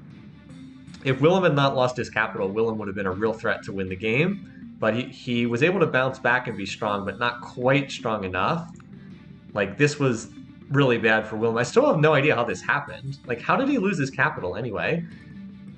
Suryavarman had no catapults, and the capital had 60% cultural defenses, so I don't know how that happened. I guess he just left it undefended, or underdefended. The other big story, I guess, in the early game is Caesar just not doing anything. It's just so inexplicable. Like, can you imagine how much stronger he would have been if he had taken this Barb city and then settled this spot and then, like, maybe settled another spot here? If he had been operating with 8 cities instead of 5 cities, like, maybe he really does get strong enough to snowball. But because he was so weak out of the gate, he was always playing from behind. And the problem and then this, of course, is where things also start to swing. Because Caesar was playing from behind the whole game, he was not effective. He's a leader who needs to play from ahead, if that makes sense. His whole game is about, I'm going to have Praetorians early on, and I'm going to attack you, and I'm going to get more territory than anyone else, and then I'm just going to use the fact that I have the most territory to win. So him being behind in territory is always bad for him, because his economy always stinks. Also, Caesar choosing to attack Mao was kind of weird. It was certainly a possibility. They had some border tension. I think they were just cautious, but he easily could have attacked Willem instead, and then that would have been an easy conquest. He could have easily attacked Ahsoka. He could attack Ahsoka and then pull Mao into the war, and then this game's completely different. So the next big thing, I think, was Suryavarman jumping into the war against Mao, which was really dumb because that opened up Willem to conquer Suryavarman and become strong. So, like, here we have the first 2 eliminations, the only 2 eliminations in this game, which resulted in India picking up like half a core of cities, going from like 8 cities to 13. And that's big because that's kind of how much you need to win. Because, like, if you're on like 6, 7, 8 cities, it's kind of tough to win with that many. But once Ahsoka got up to like 13, that's enough to win the game. And it's not enough to win the game fast, but it's enough to win the game eventually. And that was kind of enough. So Caesar picks up enough to get back in enough territory to get back in the game. Willem picks up enough territory to get back in the game. They both kind of needed to take out Augustus if they were going to win, but Willem's war declaration is poorly timed because he doesn't have rifling. And then the potential 2v1 of Caesar and Willem against Augustus ultimately falters because Willem pieces out. That was a really big deal. If Willem stays in that war and it's a 2v1, I'm convinced that Augustus gets eliminated. And then maybe at that point, Red Rome has a chance to get large enough to win, but it doesn't happen, so we get a total stalemate. Like, these two just fight to a stalemate and take themselves out of the running, and then that allows Willem to slip into second place while Ahsoka just builds and builds and builds. And that's kind of what happened at the end. Ultimately, not a lot happened at the end of the game. The last 150 turns, not a whole lot happened, aside from Julius Caesar basically suicide. He basically kamikazeing Augustus. Like, he took himself out of the running, but he also took Augustus out of the running, and Willem slips into second. Ahsoka just builds the entire game and just like builds, and that's enough. It's not enough consistently, but it worked out in this game. Just because the low piece weight leaders, Mao and Surya Varman, going off the board early meant that there weren't a lot of low piece weight leaders, and Augustus and him, they never interacted a lot, they never fought. But just having each other bordering one another, I think, really helped both of them because they both had like a consistent ally from start to finish.